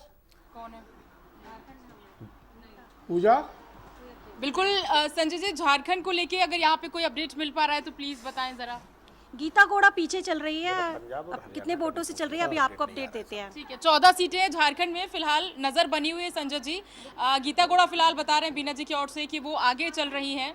और कोई अपडेट यहाँ पे मिल पा रहा है? पंजाब हरियाणा का जरा बताएं। जी जी, पंजाब में इस बार मुकाबला बहुत दिलचस्प हुआ क्योंकि 13 की 13 सीटों पर इस बार भारतीय जनता पार्टी, आम आदमी पार्टी, कांग्रेस, श्रोमणी अकाली दल सबने अलग अलग प्रत्याशी उतारे थे। और बात की जाए खडूर साहिब सीट की तो यहाँ पर मनजीत सिंह का मुकाबला यहाँ पर लालजीत सिंह बुल्लर से था, लेकिन यहाँ पर अपडेट मिल रहा है कि अमृतपाल जो निर्दलीय चुनावी मैदान में उतरे थे वो यहाँ पर 34,000 मतों से आगे चल रहे हैं इस सीट को लेकर। हालांकि आप जान पाएंगे क्योंकि ये जो प्रत्याशी थे इनका नाम जो है खालिस्तान समर्थकों के साथ जुड़ता रहा है और ये सीट पर इनका आगे बढ़ना। और साथ ही साथ पंजाब की 13 सीटों को लेकर एक और अपडेट दे दूं क्योंकि इंडिया गठबंधन जो है यहाँ पर 10 पर बढ़त बनाए हुए हैं। पंजाब से बहुत उम्मीदें हैं इंडिया गठबंधन। बिल्कुल, क्योंकि इस बार सबसे बड़ा सवाल यही उठ रहा था कि जहां पर आम आदमी पार्टी और कांग्रेस। हरियाणा के बारे में बताएं। हरियाणा ओवरऑल जी जी 7 सीटों पर कांग्रेस बढ़त बनाए हुए है, लेकिन खट्टर जो है करनाल से आगे चल रहे हैं, दीपेंद्र हुड्डा रोहतक से आगे चल रहे हैं। लेकिन 7 सीटों पर कांग्रेस का गठबंधन जो गठबंधन है वो बढ़त बनाए हुए, क्यों जबकि पिछली बार 10 की 10 सीटें बीजेपी के हाथ में थी।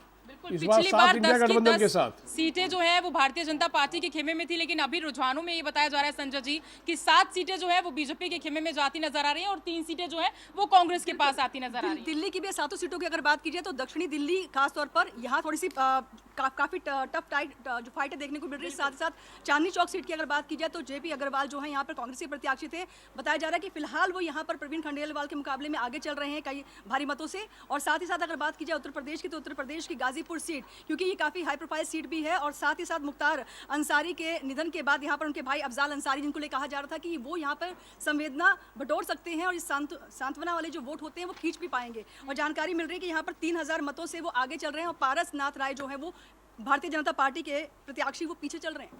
बिल्कुल पूजा, मुरादाबाद की सीट है वो तो थोड़ी सी दिलचस्प इसलिए है कि वहाँ बीजेपी के कैंडिडेट कुंवर सर्वेश सिंह की मतदान के बाद डेथ हो गई थी, लेकिन वहां सपा की कैंडिडेट रुचि वीरा बढ़त बनाए हुए हैं और लगभग 5000 वोट से वो आगे चल रही हैं। गर्ग साहब, यहाँ पर सवाल ये उठ रहा है कि जैसे ये माना जा रहा था कि भारतीय जनता पार्टी को अगर हिंदी पट्टी राज्यों में थोड़ा सा डेंट लगता भी है, क्योंकि तमाम जगह पूरी सीटें जीती हुई थी, तो ये माना जा रहा था कि कहीं ना कहीं कोई ना कोई कमी जरूर रहेगी, एंटी इनकम्बेंसी का फैक्टर जरूर दिखाई देगा, तो वो कमी कहीं ना कहीं दक्षिण भारत पूरी करेगा, तमिलनाडु से वोट मिलेंगे, केरल से वोट मिलेंगे, कर्नाटका में अच्छा करेगी भारतीय जनता पार्टी, लेकिन वहाँ पर भी मायूसी हाथ लगी और यहाँ पर भी कहीं ना कहीं दिक्कतें बीजेपी के लिए। कर्नाटका में तो गेम करने की पोजीशन नहीं थी उनकी, क्योंकि कर्नाटका में तो पहले से 28 में से 25 सीटों पे ऑलरेडी जीते हुए थे। जो गेन करने की जरूरत लग रहा था कि केरला में अपना खाता खोलेंगे, 2 से 3 सीटें जीतेंगे, तमिलनाडु में 4-5 सीट जीतते हैं, तेलंगाना बेटर कर सकते हैं, आंध्रा बेटर कर सकते हैं, उड़ीसा बेटर कर सकते हैं।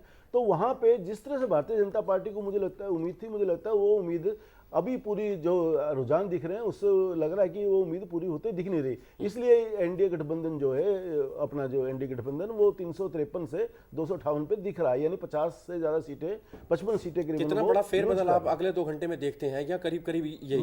मुझे ऐसा लगता है कि ज्यादा बड़ा फर्क नहीं आएगा। हो सकता है कि आने वाले समय में ये 300 क्रॉस कर जाए। सरकार मुझे दोबारा एनडीए की ही बनती दिख रही है। बट 300 क्रॉस करने का मतलब है कि वो एक ऐसा बहुमत जहां कि आप फिर कोई सवाल नहीं उठा सकते कि ये सरकार ने किसी की मतलब कोई काम नहीं किया। नहीं, इसमें तो कोई शक नहीं। देखिए, मैं आपको एक चीज बता दूं, एंटी इनकम बेसिस फैक्टर ने कई जगह काम किया है। जैसे हम उत्तर प्रदेश में देख रहे हैं, राजस्थान में देख रहे हैं, हरियाणा में देख रहे हैं, ये काम किया है। क्योंकि जहां पे आप मैक्सिमम पे थे, 100 पे थे, वहां पे आपको नीचे ही आना पड़ेगा।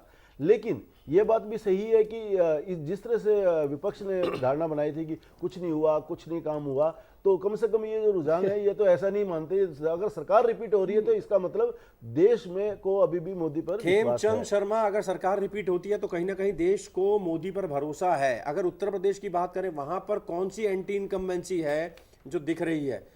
सांसदों की एंटी इनकम्बेंसी थी, उनके चेहरों को आपने हटाया, नए चेहरे लेकर आए, या स्टेट की एंटी इनकम्बेंसी है? राज्य सरकार से भी कई बार संतुष्ट नहीं होते लोग, तो उसके बाद केंद्र की तरफ केंद्र को खामियाजा भुगतना बावजूद इसके कि आप एक दावा करते हैं कि राम को आप लेकर आए। कोहली जी, एक चीज मैं जोड़ना चाहता हूँ। उत्तर प्रदेश में सबसे ज्यादा वो सीटों को रिपीट किया गया है सांसदों को। अगर इनकम बेसिस फैक्टर लगेगा, एंटी इनकम बेसिस, तीसरा शतक फिर लगाया, काफी देर के बाद तीसरा शतक लाया। पहले 311, 318 तक भारतीय जनता पार्टी एनडीए पहुंचा था, फिर उसके बाद 280, 290 तक चल रहा था, अब 301 फिर से। शर्मा जी बताइए। शर्मा जी,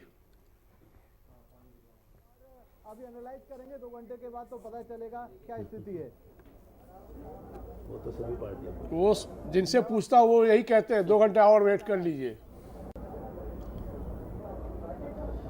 उत्तर प्रदेश में खेमचंद जी, ठीक है, आप हर पॉलिटिकल पार्टी के नेता जो हैं वो इस समय यही कह रहे हैं कि अभी इंतजार करिए। इंतजार तो सभी कर रहे हैं, लेकिन रुझानों पर अगर बात करें तो रुझानों में भारतीय जनता पार्टी को डेंट लगा है उत्तर प्रदेश में। उसके बारे में स्पेसिफिकली उत्तर प्रदेश के बारे में बात करते हैं।